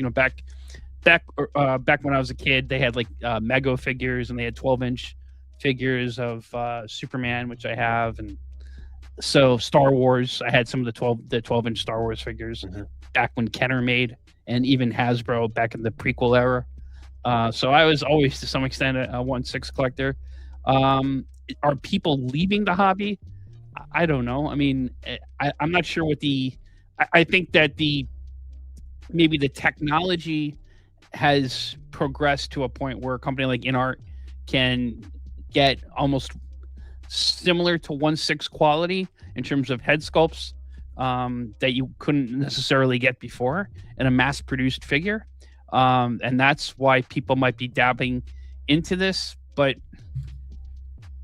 it seems like Hot Toys is doing well, and I'm not sure, it's hard to tell. It says we don't know what sales are. Anecdotally, are people leaving the hobby, or people? I just don't know. I think there's not enough evidence to say that. No, that's fair. That's totally fair. And I mean, again, shout out to our buddy Riley Reviews. I see a couple of the folks mention it as well. That he's moving more into 1/12 content versus even 1/6 content, just because that's where a lot of the hype is right now. And a lot of people who are considering becoming collectors, maybe starting in 1/12 before they move into 1/6, right? So hey, you know what? Gotta go where the love is. But I think there's a market for both here, especially in our collection rooms, depending on your character. Chris, you collect lots of different scales. Tell me what your thoughts here on the InArt 1/12 line. Yeah, I think it's interesting, sort of looking at like the Dark Knight Batman that they first put out. Like, I think that thing is absolutely wild. Some of the promo shots, I'm not sure you can tell that it's not a 1/6 figure, and I think they set the bar really high with that one. And I think anybody who is remotely interested in that should just pick it up on the curiosity to see it in hand. The Arkham one doesn't do as much for me just because I feel like it looks good, but it's sort of playing around in that like not quite photorealistic ballpark. It's not as exciting for a company that's capable of this sort of high fidelity work. It just doesn't show off the technical details as much as the Nolan trilogy ones, if you ask me. And the Catwoman, I mean, I don't know. I think it's kind of crazy that this passed licensing approval just because like the body is crazy, but and some of the promo shots are just like, good heavens. But I don't know if the hair really works, and I think that's just a scale thing. Maybe it's the way they've painted it. I think that if you look at those promo shots, the hair, especially like that shot of them in the middle of that composition there, it just looks a little bit flat or too bright brown or something. And you know, you can obviously it does look a little brown. I agree with that. Yeah, 100%. I mean, but maybe, you know, obviously like resolution is a thing when it comes to 3D figures, and this like certain stuff like hair, the smaller you get, they can only make sculpted pieces so fine, right? And like that's where it's like soft goods. The smaller you get, the weirder they look, basically. And this sort of applies the same way. So, you know, I don't know if the Catwoman really works. The hair piece I mean, they give you a couple different hairs, I think. I don't know exactly how that works. Maybe it's just the extension parts that are different on the back. But I mean, it's obviously the best version of this you're going to get in that scale. But I think that first one is the standout of the three, the Dark Knight Bale version. I think that is. I just don't see how you can even tell that it's 1/12 looking at it. But fun to see them playing around in this arena, and I'm looking forward to what comes next. Hopefully they can figure out something different with the hair. I know that's always looks tough on figures this size, and you're not going to do soft goods rooted hair on something this small too, because that'd probably look much worse. Agreed. Guys, check private chat for me if you can. And yeah, I did a YouTube review unboxing on that 1/12 Christopher Nolan Batman, and there are some close-up shots that honestly I think look better than the 1/6 scale version that I have. Now, the 1/6 scale version I have is the old Armory head sculpt on a DX12 Batman, so I mean, still an older figure, but like, man, like up close, it's a freaking amazing figure for the scale. It's amazing. And now I've got it up above me here on top of my shelf, standing on a Mike's underscore Adventure World base that he 3D printed for me. So I totally recommend getting it on display if you got it. It's freaking cool. Dave, X-Men, what do you think here on 1/12? And do you think 6 scale collectors are complementing their collections with this, or maybe abandoning some 6 scale to go back to 1/12? I think there's an argument for both.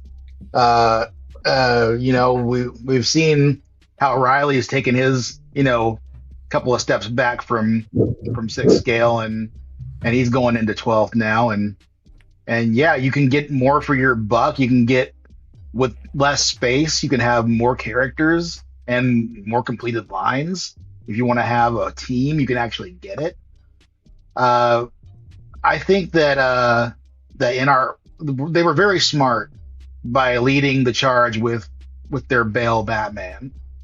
That is just an amazingly impressive looking figure, even from afar. And you're spending more money on figures in similar scales that aren't as impressive. So good on them for figuring that out. Like they really know what their demographic is on that figure, and they made it work. I don't think that, and I say they were smart starting with him because it is a little less impressive when you see the Catwoman figure, only because, you know, where are you going to hide all those cuts? You can't do it. You just can't do it with that suit. And it's still an amazing looking figure, even given that.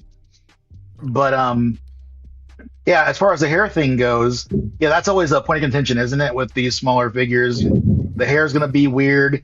They gave her like 2 swap out parts for like the very back of her hair, and it's like, it's got like a little ball joint kind of thing where it can move, which is cool. I've seen a lot of figures doing that in the last couple of years. It does look a little odd, but you know, what are you going to do? It's a small scale. You only got so much that you can accomplish there. But still, it's a great looking figure. The posability is going to be great, of course, because, you know, it's got joints everywhere and they still don't look terrible when you're posing them. I'm very tempted to pick up both the Bale Batman and Catwoman from this. I don't have Dark Knight figures in 6 scale, and I've flirted with the idea, but I'm like, I don't know. But these look interesting enough, and they're at a low enough price point where it's like, yeah, just grab them because they're cool. You know, they'll look good on a shelf somewhere. It doesn't have to be 6 scale all the time. I also like to live dangerously. I do like the Arkham Batman. I don't get why when you're doing an Arkham Batman among a, set scale, why does he have to be like twice as big as everybody else?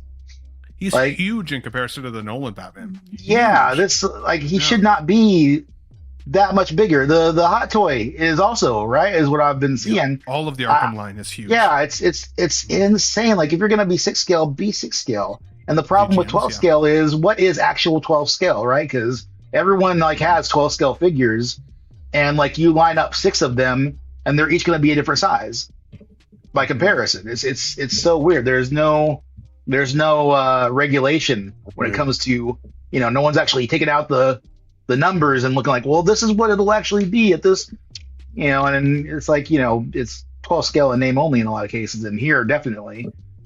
But still, great looking figure. Fantastic. I might pick that up too. I like the Arkham series Batman a lot. I don't think he works so well in the Hot Toys format, but this looks a lot better to me. So maybe.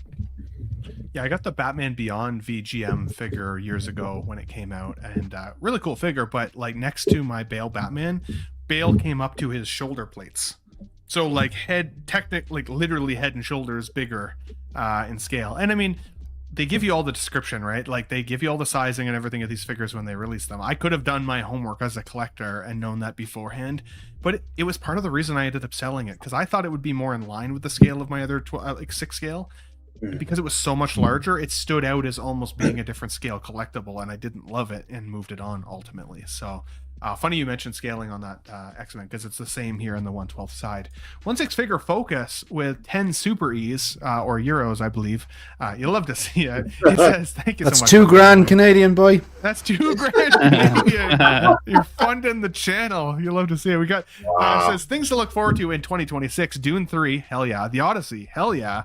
Brand New Day, absolutely. Peaky Blinders, The Immortal Man. I am curious, actually, more on that. I gotta join the Hope Show at some point so I can hear your thoughts a little bit more. You'll need subtitles for both of them, the Hope Show and Peaky Blinders. 100%. You're not wrong. Disclosure Day, I don't know what that is. If you can jog my memory on that one. Spielberg.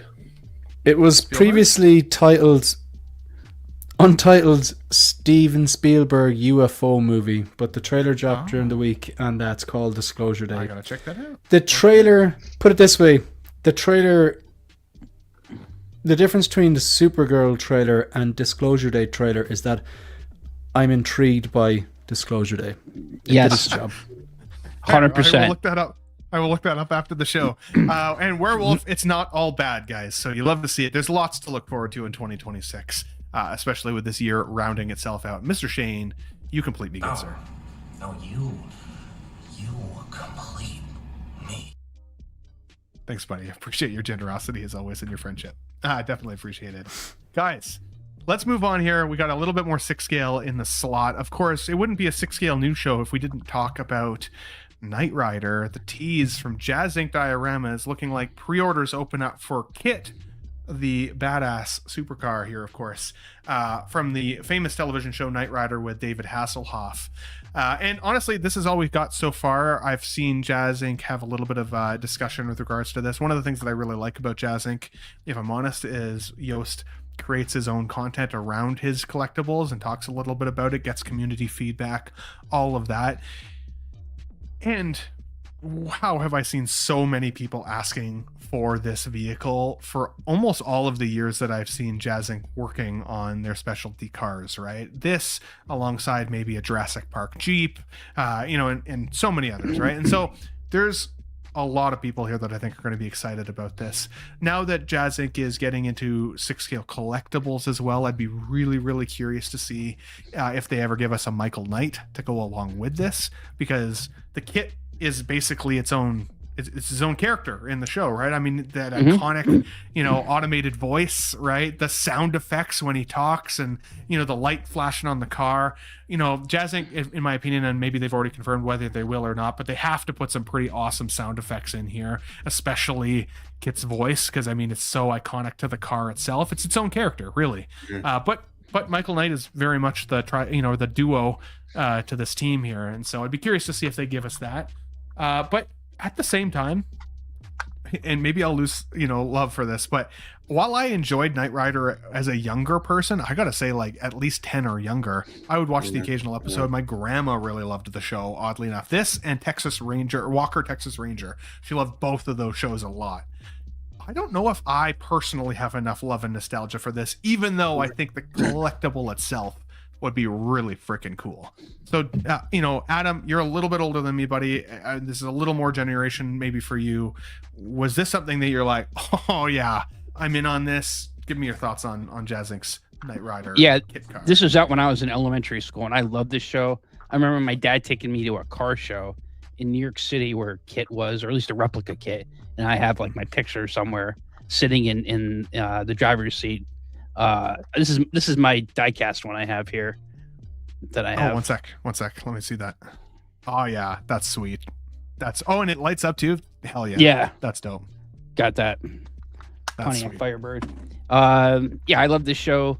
I don't know how well the show. I've seen some episodes, last couple of years. It doesn't hold up as well, but it's definitely iconic. It's an iconic vehicle. I'm kind of interested in this. I mean, obviously, I got to see what the price point is, and I wouldn't want to, if they are coming out with the Michael Knight figure, which it sounds like, what you're saying that they are. Yeah, I think that would be. Sorry, I don't know if they are. I don't know if they are. I think they should. Oh. I don't know if it's been confirmed if they will or not. But because they're into the 6-scale line now of figures, it would be weird to me to not consider it, right? I just think having a 1/6 David Hasselhoff would be awesome. Wow, that perm. Would you do that just, with real hair? Yeah, I mean, not just to for it to have with the kit, but if I want to restage, a 1/6 collapse of the Berlin Wall and him singing nice. Freedom, I think that would be awesome. On the ground, topless, eating a burger. That or posed with my Star-Lord figure. Yeah. Oh yeah. I presume you've seen that clip, yeah. Yeah, Yes, I've seen it, yeah. That's a good. Yeah. Nice. Cool, man. Yeah, well said. What about you, Pete? Any thoughts here on Jazz Inc.? No. Do you have any Jazz Inc. pieces? I forget. I've got the Falcon cockpit. Yeah, right. And I did just pull the trigger on the deluxe clean Catwoman the other day. Oh, nice. I'm an R-ing, but as I sent you the picture, I've recently just got the new Batman Returns. I've got a sweet Michael Keaton figure now, Bruce Wayne figure, and I've got the old housekeeper Alfred. So I'm going all in. I haven't ordered the Penguin. I'm thinking I'm going to go with the Eternal Toys Gentleman of Crime. As much as people knock it and say, it's a third of the price, well, probably a quarter of the price of the Jazz Inc. one. So I might pick him up as well. And you get 2 penguins with him as well. So, but yeah, so I mean, I love Yoast. The company's great. The stuff they make is great. This one's a real curveball. This one kind of caught me by surprise because I think there's a lot of people that say that they'd quite happily have a vehicle without any figures to go with it. The DeLorean, things like that. But to me, first off, I'm a figure collector, and I like to have some of the bigger pieces to go with them. I'm lucky enough to have a DeLorean, a Power Loader, Ed 209. Those bigger pieces, the cockpit. But I do like to have the figure, so I think I find it weird having this without a Michael Knight figure. But Pete, do you know that the significance of the logo on the left above here? Of the factory. This is a collaboration. I believe it was Anthony 6-Scale Mafia was interviewing Yoast, and right. I believe he put them in contact with a company called Factory Entertainment. I believe, now I could be wrong on this, that they collaborated and Factory Entertainment have the license to Michael Knight, and Jazz Inc. are making the car. So I believe Factory Entertainment are making the 6-scale figure of Michael Knight, and Jazz Inc. are coming in with the vehicle. I think that's how that is correct. And I think Factory is doing the original Battlestar Galactica figures. Do we know anything about them? Have they made figures before? Because obviously you've got to put your hope in the fact they're going to make quality figures that are going to stand up to the quality. Just take out your wallet, Pete. Don't mind all that shite. That's too much logic. I'm not buying. I believe they're making 1/12 scale Star Trek figures that are either just came out or coming out imminently. Okay. I think I'm with Adam. I think I enjoyed Knight Rider as a kid. It was cheesy. It was corny. It was a cool car. Now it's a very dated car. It's not quite the same technological wonder that we thought it was then. I would, and I know it would be huge, but I would buy the shit out of a 6-scale Airwolf if Jazzing ever went down that route. That would be awesome. But yeah, this one, it's good to see that they've got another license that isn't Batman, because I kind of said on the CW Awards show, that they won Most Improved and Best Company. But it's very much it was very much a one IP at that point. So it's good to see them branching out.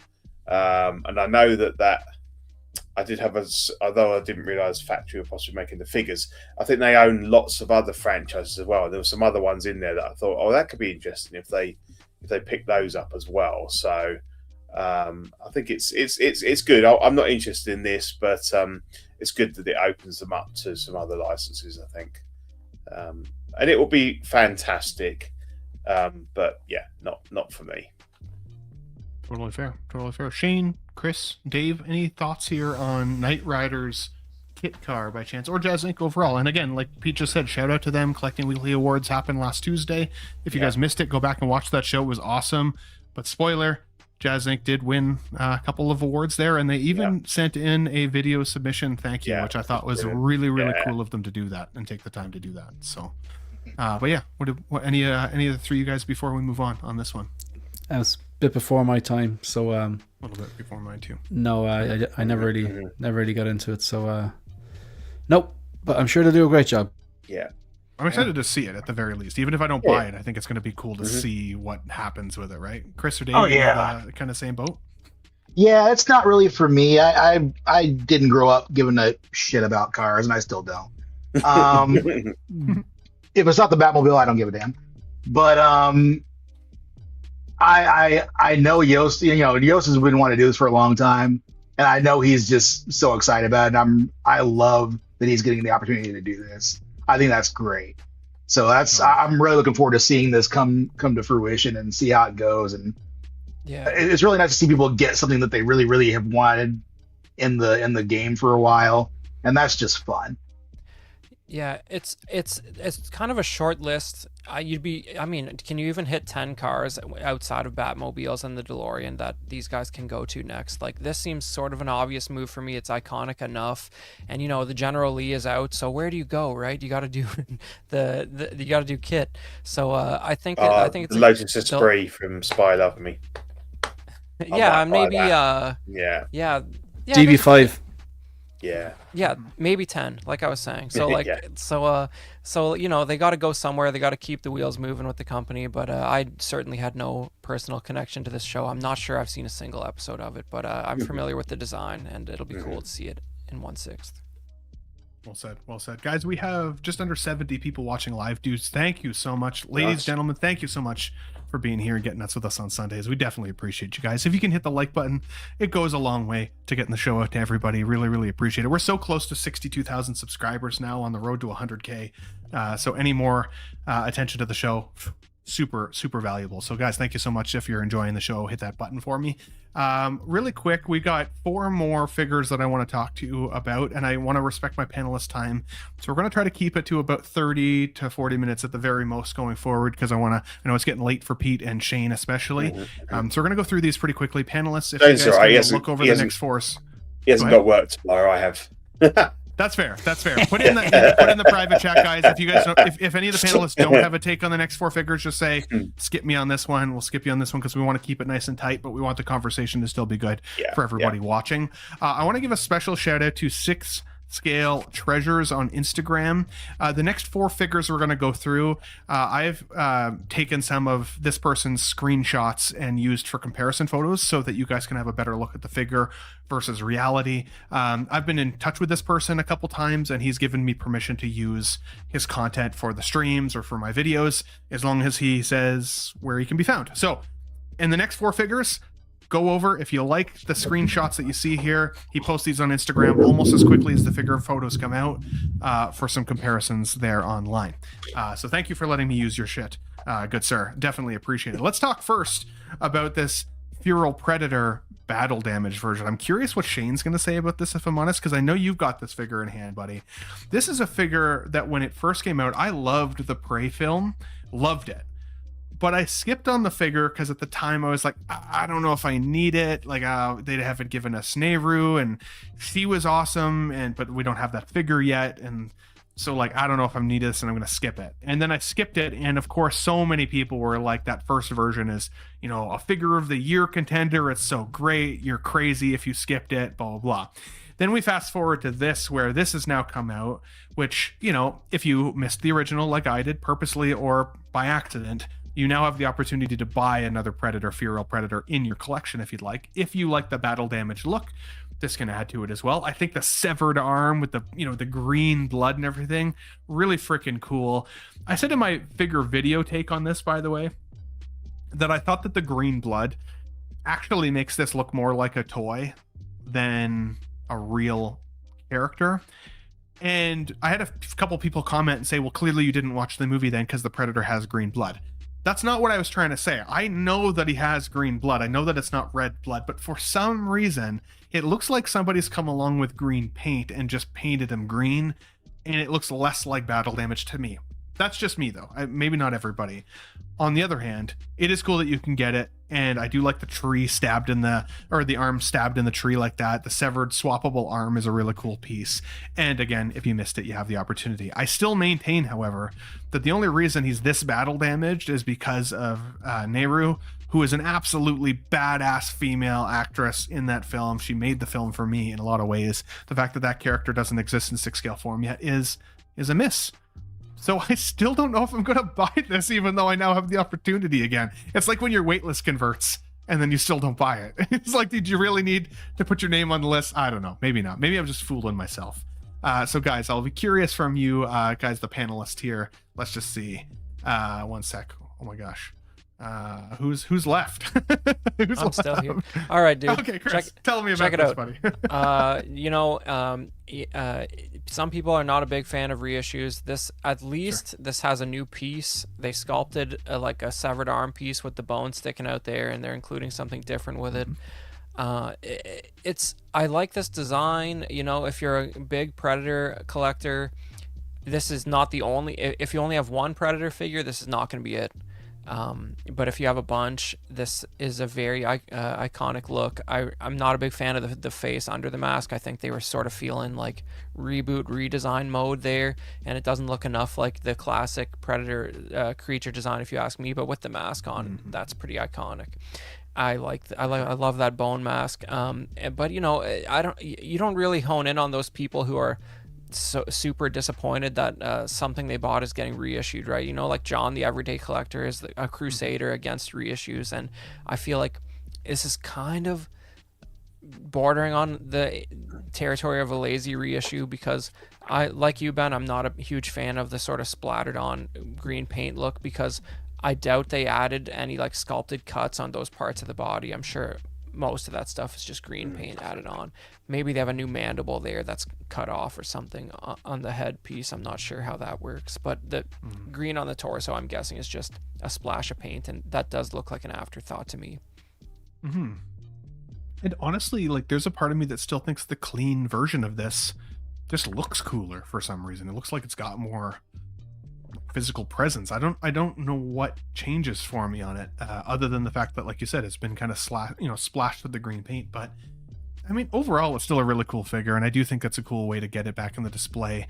The figure base is pretty much the same, even with the exception of that extra the tree. And I actually think like the tree sculpting and the blades going through it, like that's pretty cool. It is cool. I don't know. As I said, maybe I asked for this, subconsciously. Yeah. Now that they've given it to me, I'm like, yeah. But also, if that paint doesn't glow in black light, that's a big miss. Like there should be some way for it to fluoresce, kind of how it does in the movie. Like you see on the film shot here, even like you said, right? Yeah, 100%. It probably will, just because it's so green. Fair, absolutely. Shane, I know you've got this figure in your display, and from my recollection, you loved this figure when you got it. What are your thoughts here now that this option is available? Is this a slap for you as a collector? Or do you think it's cool? Like, where'd you land on this one? I never buy into that bullshit. This whole now that this has come out and it's a blatant 2.0, they just had extra bodies, so they threw some paint on it. Oh, it's devalued my one, or now my one isn't as good. My one looks the exact same today as it did last week before this was announced. It doesn't make any bit of a difference. These aren't stocks. It's not value. And if you kind of let that get at you, I think you're a glass half empty type of person, to be quite honest. Look, Chris is right about if you have one version, he's absolutely right. Like I would equate that to like Darth Vader on the table. It's not going to be your one version, but if you have a bunch of Vaders, you might want to get the Kenobi one, the Battle Damage one, the one on the table, whatever. The one version is the 1987 Jungle Hunter that thankfully they are 2.0ing. I would love if they fixed the height on that. That is coming home. That'll be the one version. But I actually did really like Prey, and I wasn't expecting to. It was during COVID. I went straight to streaming, and I was thinking, this is going to be a train wreck. And your one soaking wet probably weighed about, I don't know, like 100 pounds or whatever. But it won me over. It really did. Even this design, when I first saw it, I was like, I don't know about that. It just grew on me. And a lot of the coolest bands that I listened to, maybe not cool, but like bands I listened to, the first time I heard them I was like, I'm not sure about this. And the more I listened to them, it just got better and better and better. And I like that about movies and music and stuff. And this design grew me. Again, I will agree with Chris. I don't think the unmasked look bothers me that much, but because they're all ugly mother effers. I just censored myself, even though I had swore 2 or 3 times. Sorry, man. But the bone mask is so much cooler. It just I will pose it with that because you can LED light up the little 3 dots. So look, I get what people are saying. It's very obvious that they had this. They put a lot of R&D and research and development into it, and new body and all this, and they had the molds. And we need to kind of get our money's worth here. And if they do a Naru, shout out to Phil Rogue One Photography on 16fix and Jose Plus channel yesterday. He defeated me again in a Shark Tank with an amazing pitch on a Naru. But look, it's easier for him to just get this and slap a bit of luminous or non-luminous paint in this case onto it and say, look, it's a 2.0 or it's the battle damage version. And Ben, put it this way: you can get this at retail, or a waitlist converts for a Feral Predator, the first version, clean at retail. What are you going to pick? Clean, definitely. I think maybe you should just keep your eye out on the BSTs. They're flooded with people offloading things. I think you could still probably get this at retail if you really, really wanted the clean version. But no, I'm not offended by this or anything like that. Offended. Sorry. Just people get offended over silly stuff. This is it. If you missed out on it and the green blood battle damage doesn't bother you, it's essentially the same figure with a few extra parts. Still good to me, man. So cool. By the way, I've seen Shane's workout photos, guys, and him getting into an ice bath the one time. He's got this many abs, which is why he likes. That's around the Christmas period, man. We all take a few weeks off. He's been having a few beers, but Megan can confirm, I'm sure. Guys, let's move on here. But this is a cool figure. Let us know on the replay if this is one that you're picking up. Do you feel like this is lazy? Is it a slap to you as a collector? Or do you think it's kind of fun that there's just the additional option and we shouldn't be so offended, like Shane said, right? X23 also popped up finally. Now, this is an interesting one because I think the prototype of this figure was spectacular. Like, she looked beautiful. really great in terms of like her likeness to the actress herself. Of course, if you liked the old Logan film with Hugh Jackman in it, which was originally I thought going to be his kind of swan song in terms of a film, getting him back was great. And getting him back with X-23 was also really cool. She's also quite a bit older now, Daphne Keane, right? And she did a great job in this film, in my opinion. Her outfit hadn't changed all that much, considering from her younger days, which I thought was funny. I really did think in Deadpool and Wolverine we would see her in the more comic accurate or comic inspired look, which I think maybe they're probably saving for Secret Wars or something along those lines. I would be shocked if we didn't see her come back in with a more comic inspired look. But for this film, I would say overall this looks pretty freaking good. She looks great in comparison to the actress. The glasses, they nailed it on the shape. Some of the patterning looks really good. The outfit she's wearing, the t-shirt texture is a little bit different, but not the end of the world. I mean, the pattern on it is right there for sure. This look with her with her claws out, again, right from the film, looks fantastic. The hair sculpting here also really, really looks good. And again, shout out to this Instagram account that did show this knee photo. I actually think this is the only thing that I can be truly critical of, is that you can see the Hot Toys-esque knee under the pants here, at least in this position, if you tend to do this, whereas on the right, it looks like a real human knee, but that's a nitpick and a half. I think this figure is fantastic. I think the only critical aspect otherwise, and maybe Dave can agree, is that there are still 2 remaining Resistance figures that have not been shown yet. We've seen the Blade, we've seen X-23, we have not seen Gambit, and we have not seen Elektra. And they were teased, man. That's got to be my sense of time is off, if I'm honest, most of the time. But that's got to be like at least 6 months ago that was teased. They were teased like this time last year, wasn't it? Was it this time last year, or would it I want to say it around was the time the movie came out? Yeah, like it's been a long freaking time, and that's not to say they'll never come out with them, but I feel like they're going the way of the graveyard at this point a lot more than coming to fruition. But I could be wrong. I'd love to be wrong. This looks fantastic, but I didn't buy it. I don't feel like I need it, and I don't even know if I would buy the whole Resistance if I was honest. I loved the movie. So I can see why people would love this. Dave, I know this is one of your favorite films of this year. What was your thoughts here on how X-23 or Daphne Keane's character turned out? This is my favorite film ever. Favorite ever now? Wow. Okay. Ever. It took over. It took over. Damn. I love Deadpool and Wolverine as characters that much. I don't care. It could have been them sitting there eating a sandwich. I would have loved it. But I think that this character is I've said it before. I love legacy characters. I love X-23. I love when they introduced her back in the Evolution cartoon. Every time I get a chance to see her, whether it's in a book or in a show or in a movie, it's fantastic. And she was so good in Logan. She was 11 when they filmed that, and she had to have been the best actor in that whole damn movie, as far as I'm concerned. She did so good in that movie, and it's great to see her back in this role. And I hope that they keep her for a while. I would love to see her come back and get that super suit and do all the things, and maybe eventually one day become, her version of Sabretooth like she did in the comics. That would be fun to see. But she's fantastic. I think this figure is a pretty darn good offer. I had to have it. I do think that there are some issues, with the way that they put it together. I do think that the tired old Hot Toys body design needs to be retired. Mm-hmm. When you have figures that have such close fitting materials, like those knees are hideous. The hip joints, they cut into the pants, they look bad. Like all the Hot Toys, like women, their hips are so fucking boxy because they're using that damn body design that just it's not good for this type of outfit. But other than that, I think she's pretty darn awesome. I wish that this is one figure that I wanted to have the wool hair with. I don't like long hair that's sculpted. I don't want to deal with it. I want to be able to pose her head around. I don't want to have weird hair hanging out where it doesn't make sense. And there's that whole gap between, that and whatever. there's no, there's no gravity when your hair is plastic, and it sucks. That's right.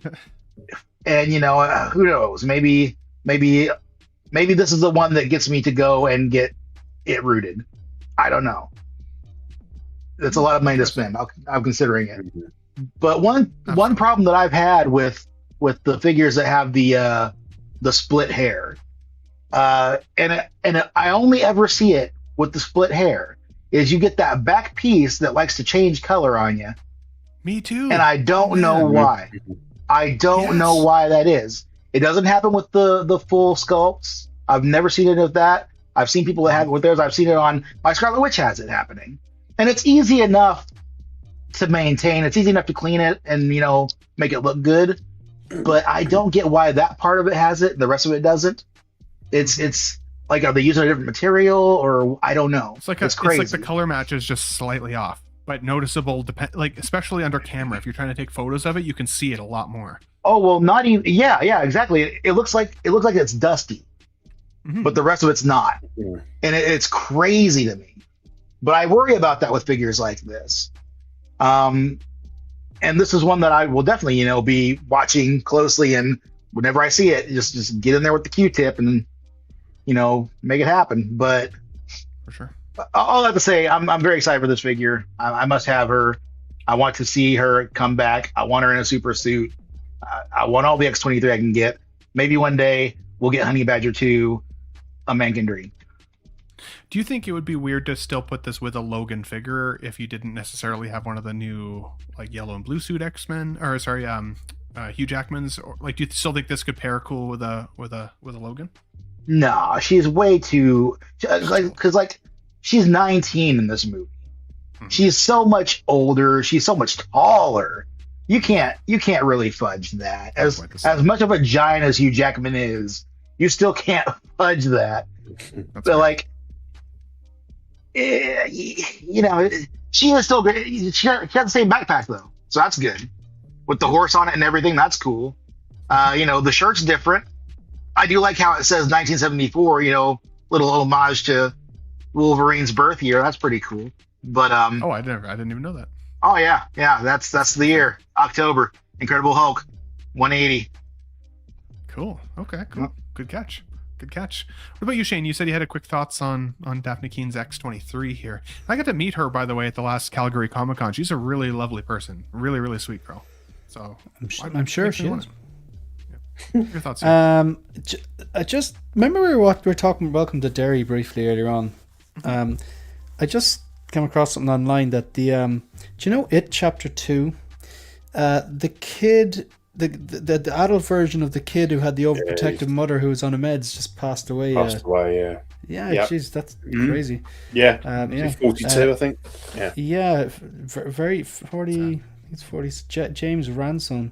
That's crazy. He's in The Wire. Unlifed himself, right? That's random. Yeah, man. It's crazy. Yeah, look, I've been asking myself more and more, okay, the whole triple threat thing. Do I love the character? Do I love the source material? Do I love this particular version of the character? And what I've been asking myself more and more in this collecting game in the last few years is, will I like this character / figure in 10 years' time? It's a very good filter to have. It's kind of hard to predict what you will like in 10 years' time. But I mean, with the kind of older legacy movies, like the likes of the Alien, the Predator, the Terminator, the Robocop, the Matrix, I mean, you got this far liking him, you probably will like him until the day I die. So with Logan, I would rather see a version of a fully licensed Hot Toys Logan with an X-23 with the tiny kid version. Logan is coming up on 10 years. 2 years time it'll be 10 years old. It's a bloody masterpiece. I love that movie. But they're not going to do that. Let's be honest. They're not going to make her because she's a kid. The second best would probably be her in the kind of her hero Wolverine, her female Wolverine style outfit. But I mean, that doesn't exist yet. Maybe it will after, maybe not Doomsday, but maybe Secret Wars. But that's very far down the line. With this one here, I just, one of those things, I like it. I pass on a lot of things I like, to collecting things I love, just money, space, and all that kind of stuff. And slippery slope if you start buying everything that's nice and shiny like a magpie. So look, I think it looks good. I don't think it looks perfect, and I don't think the likeness is perfect. I think it's a strong likeness. It's just not like, as the Collecting Weekly guys would say, a shrink ray.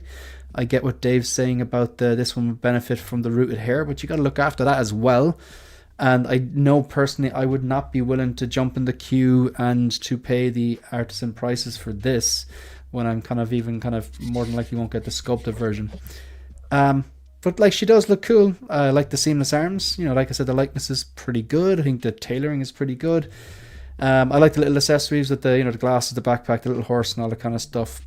And she would look fantastic next to the Wolverine. So, I think I'm just going to skip on this though. I like that you broke down like the top wishes for this character though, like the young version, then the X-23 like comic suit. Yeah, like we all want the Logan one there.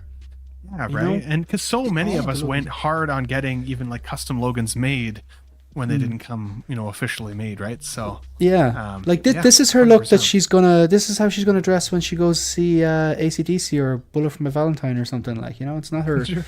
I'm gonna take on the world, Sure. It's cool though. Totally agree. Guys, let us know in the chat or in the replay here if you're watching after the show airs. What were your thoughts here? Do you guys agree? Do we need all the resistance figures to make this make sense? Is this one that could be paired with a Logan, or do you disagree with that, like Dave said? And how do you think it turned out? I think it looks pretty freaking awesome. And I got to give them credit still. I do think that the sculpted hair looks freaking great lately. Like they're doing a really amazing job with sculpted hair. I have to give them credit. So guys, we have 2 more figures on the show sheet for today before we wrap the show. So let me know in the private chat if you're in on it. I know, Adam, you already told me on this next one here. We are going to look at, of course, the Magna Guard from Hot Toys Star Wars collection. And I will be honest with you guys, I saw this figure and immediately forgot what scene this was from. I forgot that it was related to Grievous. Like, I'm not going to try and fake it out for you guys. It didn't do anything for me. But I think one of the biggest concerns that I had for collectors who really truly wanted this was that it's pretty much all plastic and it's not very cheap. Like, it's kind of an expensive collectible considering, what did this come in at, like $285, or was it even higher than that? It was a high price point for supplementary characters, for figures who are going to flank with Grievous. And they showed a blue one, and they've teased a silver one in the background as well. We haven't actually seen any release photos of a silver one yet, just the blue as of right now. But again, for price point, no die cast here, high price point, supplementary characters to Grievous. And you got to remember too, Grievous, if you went in on that figure, which I'm a little bit getting the fear of missing out feeling because I didn't go in on it, and that figure looks fantastic in people's displays. But Grievous has a huge footprint as it is. So to flank him by 2 other characters as well, you're asking for a ton of physical real estate in your display for these guys to be included. So unless you absolutely love it, I would be curious how many people actually are going in on this. And it was one that didn't get a lot of community hype from what I could see. But again, maybe that's just me and the spheres that I hang out with. So overall, the paint applications look cool. I think it's cool to have these types of characters. I do think it's cool to be able to fill out your displays. All of that is good stuff. But just like I've said with troopers, whether they're clone troopers or stormtroopers or sand troopers or snow troopers or all the things, I truly wish Hot Toys and the Star Wars brand could find a way to make these lower in cost to make them that much harder to say no to. If these came in at $220, you know what? Maybe I could justify it, but for close to the $300 price point, I would just skip it. I would just skip it and wait for the next figure or character that I truly want. So, Adam, tell me what your thoughts are, buddy. I think this figure is made for, one type of collector, maybe a Part A, Part B type of collector. Number one, Part A, which I'll say, is the lunatic Star Wars fan like me, who's got all these figures behind him.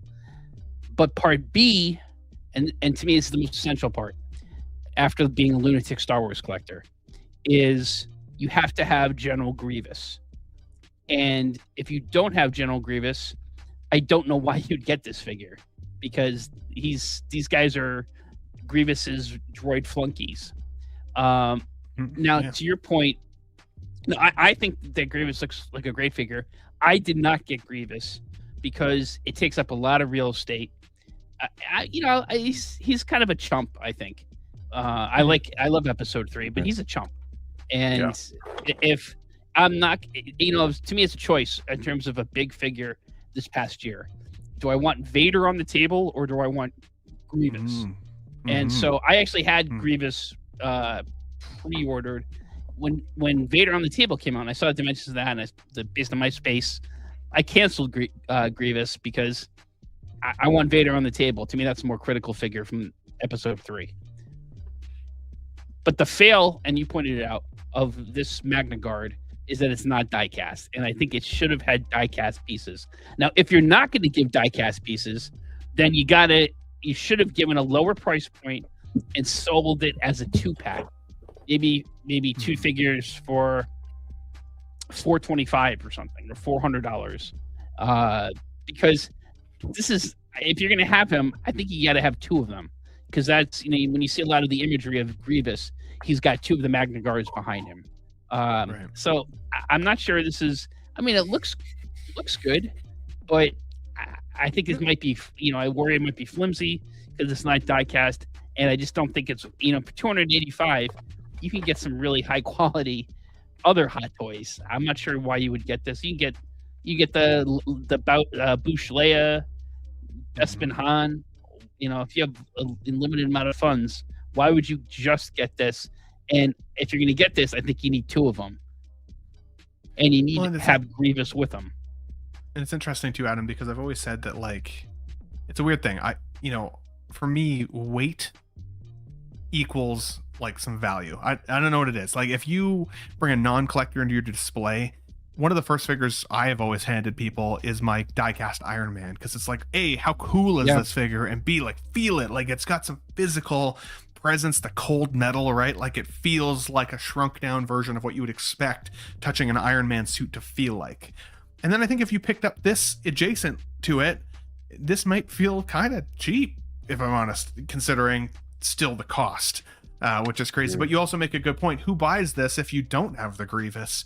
Because I love Star Wars, and I couldn't even remember where this was located in the movies. I had to go back and find it, which is crazy in my opinion. So I don't know. Chris, did you have any thoughts on the Magna Guard by chance? Yeah. So a couple interesting things about this character. Obviously it sort of fizzles in the movie. You don't really get I think, you see a couple on the bridge of the Separatist capital ship that get dispatched real easily. And then maybe, before Obi-Wan has, the longer duel with Grievous, he quickly kills a couple of them and, drops a big crate on their head or something. But notably, this is one of a concept art image of this guy is one of the first things that was ever released for episode 3, and it's just burned into my brain, and it's actually, I believe this is a unused design for Grievous as well, so it's kind of it has a little bit of lineage. It was a bailed design for Grievous, and they ended up sort of repurposing it as his guard. It's retconned into to be an IG 100, so he's a cousin of IG 88 in a way, from the same factory theoretically. I think it's good fun. If you love the prequels, it's a great way to sort of fill out a shelf if you have that Grievous. But this character definitely got a lot more play on the game side of things. It showed up in Republic Commando and the Battlefront games, and it was a little bit more formidable and interesting than the short amount of screen time it got in episode 3. I just, there's just some, you have to put yourself back in the 2005 mindset, and there's just something entertaining about a droid with a horribly tattered cape. And I don't know, it's just it's done a million times now, but back then it wasn't. And that Electro staff has seen a lot of action since then. I believe you have what are the black troopers from Fallen Order that are hunting down the Jedi? They use that exact weapon, I think. So that's been carried on a little bit longer. Now? I know which ones you're talking about. Yeah, Purge Troopers. There it is. Purge Troopers. There you go. Yeah, the ones from Fallen Order are cool. The ones from the Kenobi show look lame. Purge Troopers. But yeah, this is good. I think if it was die-cast, if this was $50 more, it's too extravagant for such a background character, right? Yeah, that's a good point. Yeah, and I think that's why Adam was saying, right? It almost has to be, if it's going to be plastic, then they should have gone significantly lower in cost, right? But even just Yeah. like the skinny profile of the legs and everything, I'd be worried it's gonna be like a tipping hazard in the display. Like you're gonna need to have this on a figure stand otherwise, if it doesn't have much weight to its ability to stand. The funny thing, Chris, is that I actually think he looks a little bit naked without the cape on, or with the tattered robe, like you said. Like I think it looks better with the with the cloth No, it's good. on there. It keeps the dust out of the joints. Yeah, right. And I'll be curious. I mean, how long will it be before we see the silver one pop up? Let's see what the silver one looked like again, right? This, where is it? Here, this guy on the right-hand side. We haven't seen him come up yet. Is it going to be a limited item? Is that going to piss people off? What's the controversy that's going to surround this, right? So, Pete, did you have any final thoughts on this one? I didn't see your note in private chat. No, anything on this one. I like the Grievous, although I think he's a little bit of a as Adam said, he's a bit of a sad character. Really, he doesn't add a lot to the story, apart from obviously he looks cool with his spinning sabers. Not too impressed with these. I think we're in that kind of limbo period where we can't say, oh, you bring all this stuff out and you don't do a Bespin hand because he's coming now. So we've kind of got no arguments left for whatever they give us, and obviously we're all anticipating that next year or the year after they're going to redo the whole A New Hope line. So we're going to get some sort of odd backgroundy characters, and people like droids, people like troopers, but yeah, they're just, to me, they're kind of quite throwaway. Don't love them that much, but as I say, we're going to have some big hitters coming soon. So some Star Wars is better than no Star Wars. Yeah, well said, man. I think next year is going to be big, like you said, for A New Hope. I'm really excited to see that. And can I seeing add, the prequel get some love too is fun. Go ahead. And at least it's not from the Disney era, at least that. Yeah. True. 100%.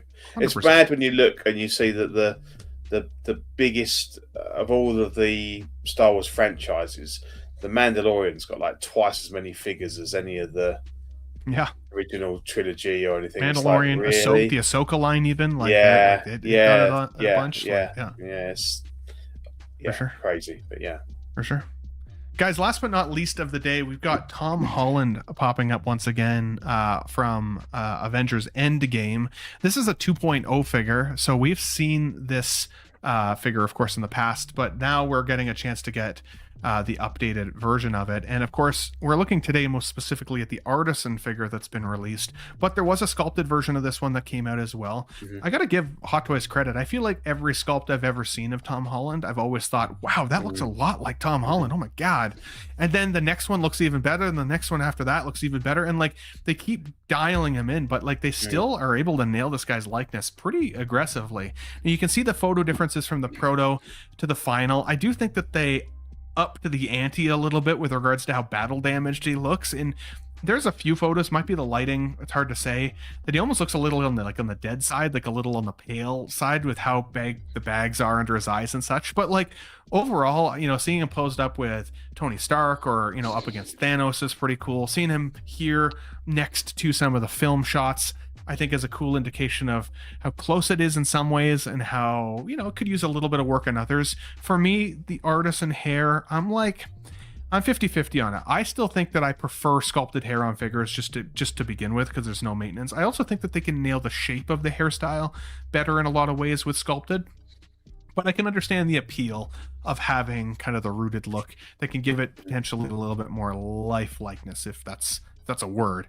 I still think that the hairline on this 2.0 is a little strange, though. Very sharp in terms of its hairline here. In fact, you can see him next to the 1.0 here, but this is the hairline from proto to final. I think that the proto showed a much nicer looking hairline, if I'm honest, on how this final is kind of resulted in, and it looks a little bit more natural. But still, a huge improvement in terms of the likeness to Tom Holland from the first figure. And of course, they've also updated the way that the legs magnetically attach to the suit now instead of the peg-in mechanism like the first version, as well as this is now LED light up in terms of the suit, so lights up in cool spots as well. So I think overall, if you maybe missed the original, maybe you love this suit, all those things are great. This is a great option and people are probably really excited for it. However, we've also seen that we have the No Way Home kind of final scene suit already available to collectors. We already know what he's likely going to look like in some of his next iterations. In fact, they may even update that suit as well again.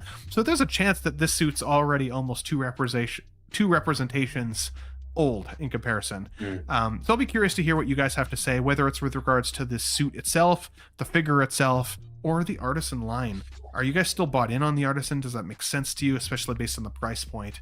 And what do you think the trajectory of Artisan looks like going forward for your figures that you're most excited for?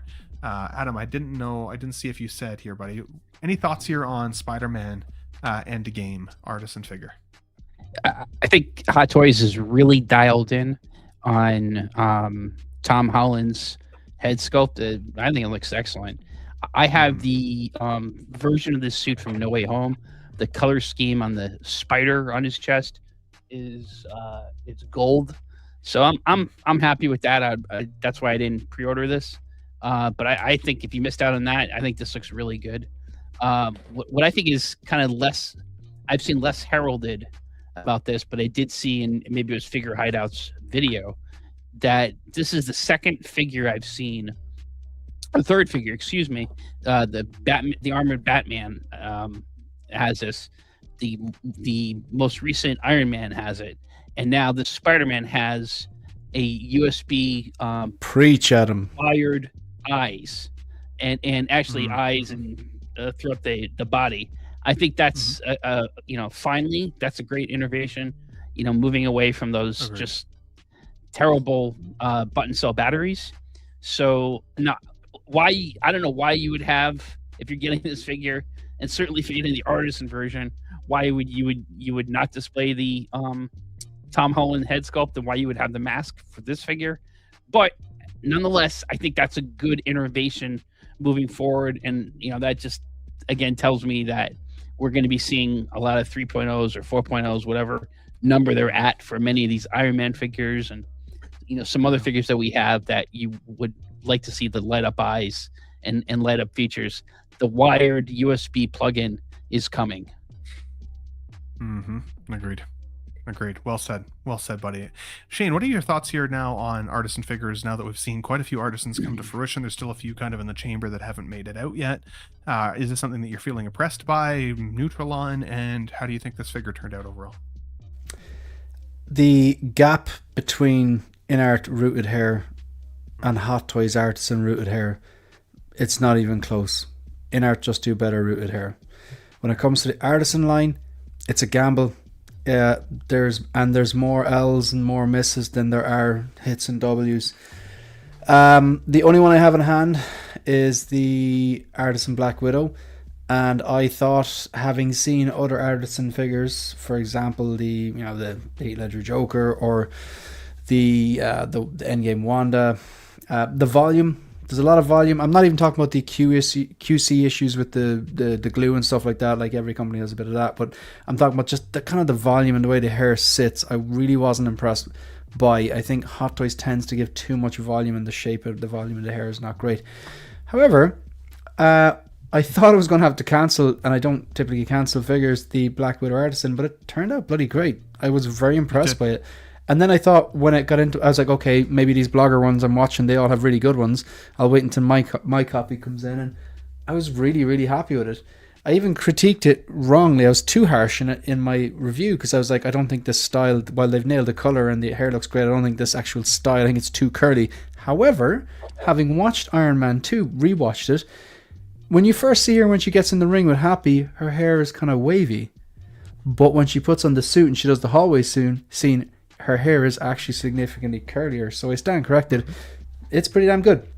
I'm not sold on the Artisan line. It's still very, very hit and miss, with more misses than hits.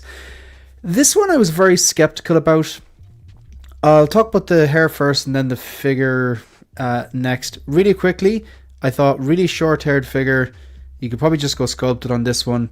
There was no need for this. I think it turned out pretty good. The hairline, yeah, I get what you're saying. It's very straight, as compared to the prototype, you seem to have like a bit more of a natural finish on the hairline. There's like a bit of a, not a perfect line, but more crooked, and there's a few little baby hairs and stuff like that. And the actual final product looks a bit straight, but I think that's something that could be managed. I think the hair actually looks pretty good, but it's the weakest part of it. Overall, though, I had the 1.0 of this. If I just want to compare this one is a 2.0. That actually they did it right. It is an improvement than original. You get a better base. You get Mjolnir. You get the battle damage nano gauntlet. I know they aren't part of the figure, but the figure then the suit material looks better. The colors and paint apps look better. The proportions look better, and the legs were underscaled on the 1.0, and they're more accurately scaled. They're bigger on this one. You get the LED not just in the head or the eyes. This suit lights up via LED, from what I understand as well, and you plug in via into the bottom of his foot. Yeah. And the likeness to Tom Holland is incredible. If I had to critique it, two things. Yeah, the hairline could be better. I think the hair overall is good, considering it's so short, but I think the hairline could be improved. The collar, I believe, is supposed to be higher. If you look at here, the prototype on the far right, the collar is significantly higher. It looks so much better than the giraffe neck on the 1.0. But the collar should be a bit higher. I don't know why they gave it a little midget collar there. I don't know what they were thinking there. And the suit should be battle damaged if his face is battle damaged. All the same, though, I kind of want it. They've done a bloody bang up job on that, even with those criticisms. It does look really good. Yeah, it does look really, really good. And it's interesting you mentioned just the color. I actually didn't even notice that color from prototype to final. I was just happy to see how much more improved it was over the original. Like with the original having the suit go all the way up the neck like that, that's super weird looking. It looks like he's wearing a head. Yes. Whereas this actually looks like he's got his head and neck, you know? It's so and different. then, you know the way, and you would use the DX11 as an example sometimes, or the original Batman you have, you look at it and you go, my God, they can't get better than this. But then time passes and a new version comes out and you compare it and you're like, wow, they've come along a lot. Even this 1.0 was starting to look weird in the collection. That's why I passed it on. It was starting just to age, right? Yeah. Yeah, that's fair. Especially that X-Men, neck. what do you think? Dude, the neck is wild. Dave, did you have any thoughts on Artisan overall? I know you got the Artisan Jack Sparrow in your collection, so I know you had at least one. What are your thoughts here on this figure and the hair and all the things? Everything that Shane said applies. You know, that it's a great upgrade from the previous one. It was needed as an upgrade. I don't know that too many people were looking for this particular figure again, but it's definitely, I think, a welcome upgrade. Everything they did about this is way better than the last one. I don't think that the wool hair is necessary. It looks good, but I don't think it's $120 more good. Mm-hmm. But even still, they did a pretty bang up job. And like, I've got 3 of the Artisans, and I've been fortunate that I haven't had any issues like the glue and all of that. 3 Artisans, including the WB 100, not including, but adding to the 100 Wonder Woman. So 4 with the wool hair that I have, and they've all been good. And I've not had any issues with it, with that one in like the year that I've had it. So it seems to be holding up pretty well. I just don't think it's necessary for the shorter hair like this. I think, this and like the Loki, they didn't really need the Artisan treatment on that. I don't think. Yeah. No, totally fair. No, totally fair. I agree. I think the sculpted on this looked just as good. And like you said, for that extra $130, $140, like that's a tough nut to swallow, man. That's a lot of pocket change extra that could go to a next figure, especially with how good it still turned out. So, yeah. The Tom Holland on the far right here looks like he's been on a stream to nearly 1 o'clock and realized he has to go to work in the morning. Yeah, we're definitely. We're wrapping it now. Yeah, we are wrapping it now. Pete, did you have any final thoughts here, buddy, before we wrap? No, the show up today, I think it looks great. I think the head sculpt's great, and I think there's been a lot of hair aside. Not too worried about that, but I like the sculpt. I think Hot Toys has been costing me a lot of money in these great unmasked head sculpts because it's forced me to go and seek out a body and an Origins outfit for Wolverine, a tuxedo for Michael Keaton, Bruce Wayne, and obviously if I've got this, I'd probably do a have the mask head on here and look to put a Peter Parker figure together. So gone are the days of having these 2-packs, but I think in some ways it's the only way that you can kind of fully leverage the value from these, because Spider-Man, he should be jumping around with the mask on, but you don't want to, particularly if you've shelled out for the artisan, you want to see this head sculpt. So I think then you start chasing down the outfit from, was it Spider-Man 2 1 or something like that casual kind of college kid kind of outfit. So yeah, but no, it looked good. It's good. Cool. Well said, man. Well said. Guys, thank you so much for getting nuts with us today on Sunday.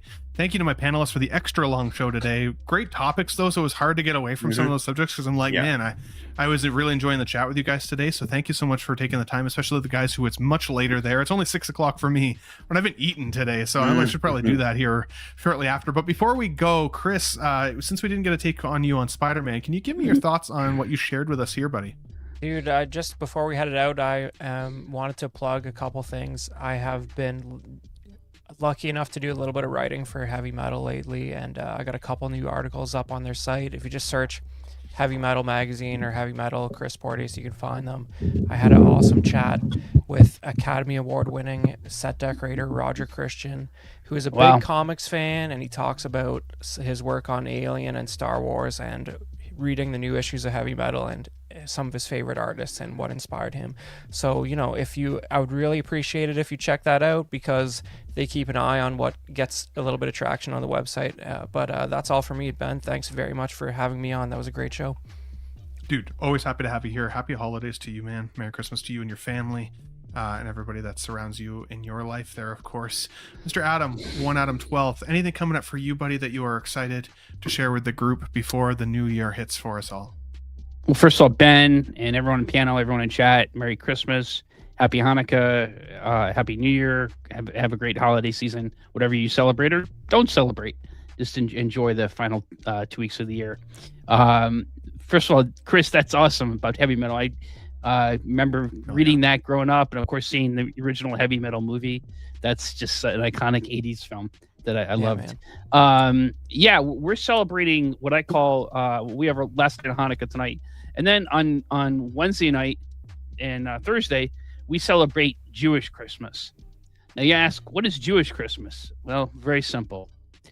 We get Chinese food, and then we're gonna watch the volume 2 of Stranger Things. Or you watch a movie. Hey, so for us, we're gonna watch volume 2 of Stranger Things. Chinese food in a movie. Nice. The classic Jewish Christmas. But in all sincerity, I wish everyone a very happy holidays and best of figure unboxing. Hope Santa's or Hanukkah Harry have something nice under the tree for you. Hell yeah, dude. Well said. I've got my Lego Enterprise waiting for me and my yellow suited Wolverine under there. So I am very, very excited for Christmas morning this week. Very, very excited. I can't wait to build that Lego dude. So, but dude, happy to have you here as always. And man, thank you so much for stepping in this year, being a co-host of Let's Get Nuts. It's been tremendous weight off of my shoulders to know that I can rely on honestly all of you guys, but to know that there's at least one consistent person every single week, it goes a long way to making a fun show for everybody, and a lot less stressful for this guy. That I'm going to show up one day and nobody's here and I'm just going to have to talk to myself. So I appreciate you, buddy, as always, man.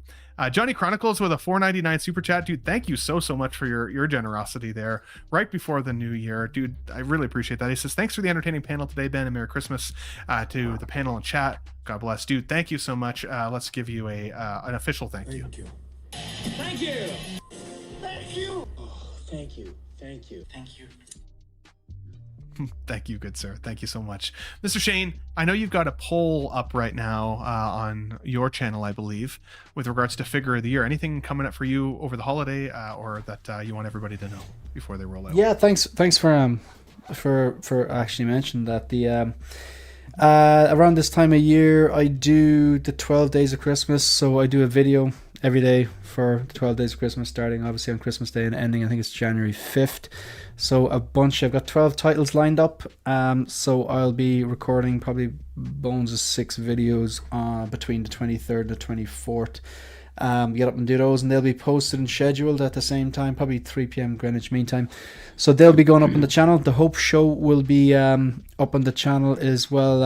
We're doing a Hope Show not Monday night. We're actually doing it on Tuesday night.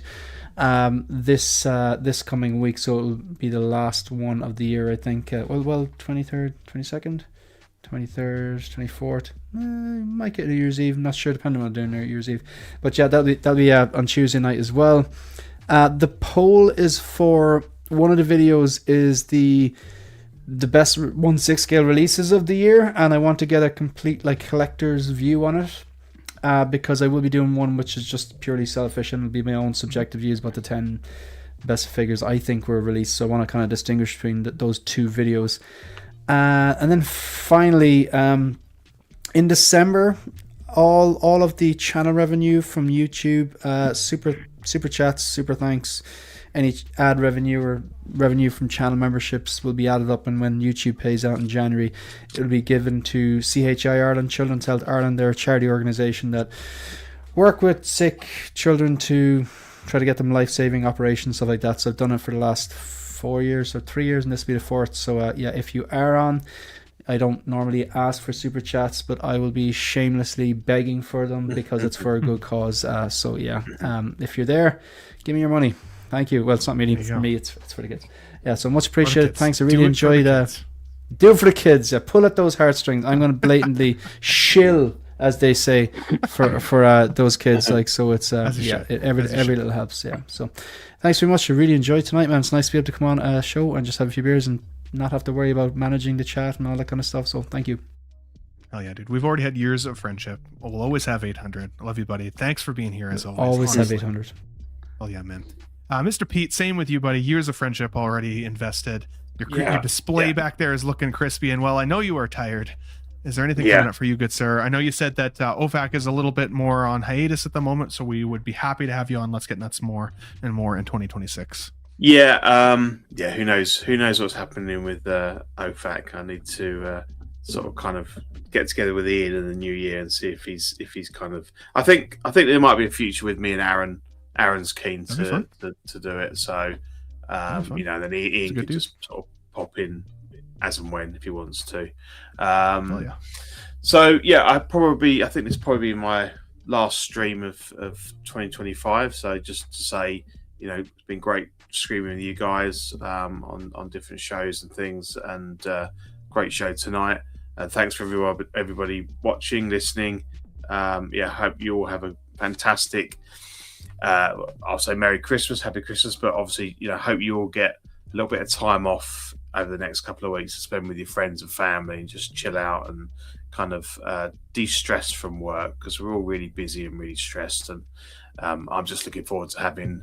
I finish on Christmas Eve at lunchtime, and then I've got like a week and a half off, so I'm just looking forward to just chilling out and spending some time with the family. So yeah, I hope you all have a great break as well.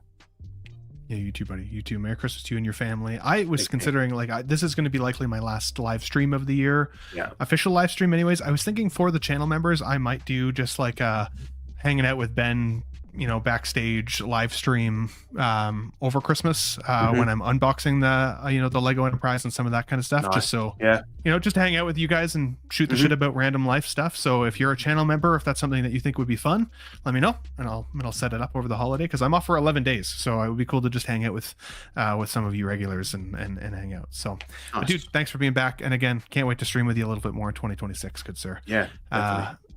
Dave, X-Men, again, you've been a huge regular for the show this year in 2025. Can't wait to get you back more in 2026, dude. Anything coming up for you, buddy, that you're excited for over the holiday before we roll out of the door? Oh no, just Thanksgiving 2.0. More turkey and ham and more food, and all the potatoes and everything, man. Just throw it on there. Did someone say potato? Sorry. Ignore me. It's all the potatoes. But yeah, man. Whatever streams are happening this week, if there are any, I'll be there. Oh well, Geo's is happening on Friday, so I'll be over there with them. Sorry, I was just sitting here thinking about Druna and Julie Strain, shit. Talking about heavy metal, man. That's awesome. Yeah, no, that's pretty much it. Merry Christmas, everybody. Happy holidays. Happy Hanukkah, Kwanzaa, freaking, go air out your grievances for Festivus, and have a good one. Absolutely, dude. Thank you so much for being here again. 2025. We will see you guys all in 2026. Let me give a quick special shout out to the Classy Nut crew: Alvin J, Honest Hansel, Money Mendez, Harry Dempsey, Big Rib, or Big Rib as Dean would say, 1 6-figure focus, Vita aka her geeky side, King Dingaling, Jose G Hernandez, The Real Tex Conway, Collection Obsession, The Movie Canon, Figurecraft, Don Maton, Alex Serrato, Pop Culture Relics, Daniel Lessie, Ryan Smith, Collector Joey, Sam Guest, Rachel Miller, Mike and Callie, Figure in a Bubble, Doug Guito, Blur Dad Life, Alex Serrato, Saphira Cosplay, Aaron Broverman, Monroe Corbeil, L Walker, and our Nut Kings, of course. We got the SpongeBob Square Balls. I miss that guy every single day, as well as Field to Burn. Rest in peace to you, gentlemen, because we miss you all the time here. Collecting Weekly, The Batman, 12-inch Moose Stream, X-Men Supreme, Peter Cass, Valkyrie Magnus, Ronnie, 1 Adam 12, Sith Scale Collector, OG Fan with Star Wars, it was just Star Wars, Field to Burn, Manny Fresh, 369, Trevor Weed, Tijuana Mike, aka King Churro. Thank you guys for all being channel members. Thank you guys for watching every single week. I'm going to remove this here, guys. Panelists, I'm going to drop you guys off here. So thank you for being here. I want to say one special message to everybody before we roll out. So guys, thank you so much for being here. But I want to quickly say, of course, here, if you are here on the Ben Thomas Show. I just wanted to say, guys, I started this journey with YouTube 3 years ago. I didn't expect as many views, friendships, collectors, just like so many of what's happened over the last couple of years. I feel genuinely loved from you guys, but also so sincerely appreciative of the fact that you guys support me every single week. And honestly, you guys bring me back every single week. Just knowing that you guys show up every week and have fun with me and get nuts in the show or watch the videos and all of those things drive me through to success. My goal is to try to hit 100,000 subscribers in the next couple of years here. There's some opportunities that are presenting themselves recently that I can't say anything about yet. There's some confidential opportunities, but I'm going to share that with you guys as we get a little closer. So stay tuned for what those look like. But at the end of the day, if you guys are here, whether you're joining week over week, hit the like button and smash that subscribe button. If you're new to the channel, subscribe, join us, become one of our Classy Nut crews. But at the end of the day, I just want to say to you, to your families, Merry Christmas. I personally love you guys. Thank you so much for making my channel what it is every single week. And guys, I can't wait to see what happens in the new year. So with that said, big thank you to my panelists, big thank you to the chat that was here. I love you faces, and we'll see you guys in 2026. Let's get nuts. Have a great day, guys. Wow, what a great audience. You should have subscribed to my channel if you haven't already. Because subscribing makes you feel good. Where should I go? What should I do? Frankly, my dear, I don't give a damn. It's gone. It's all gone.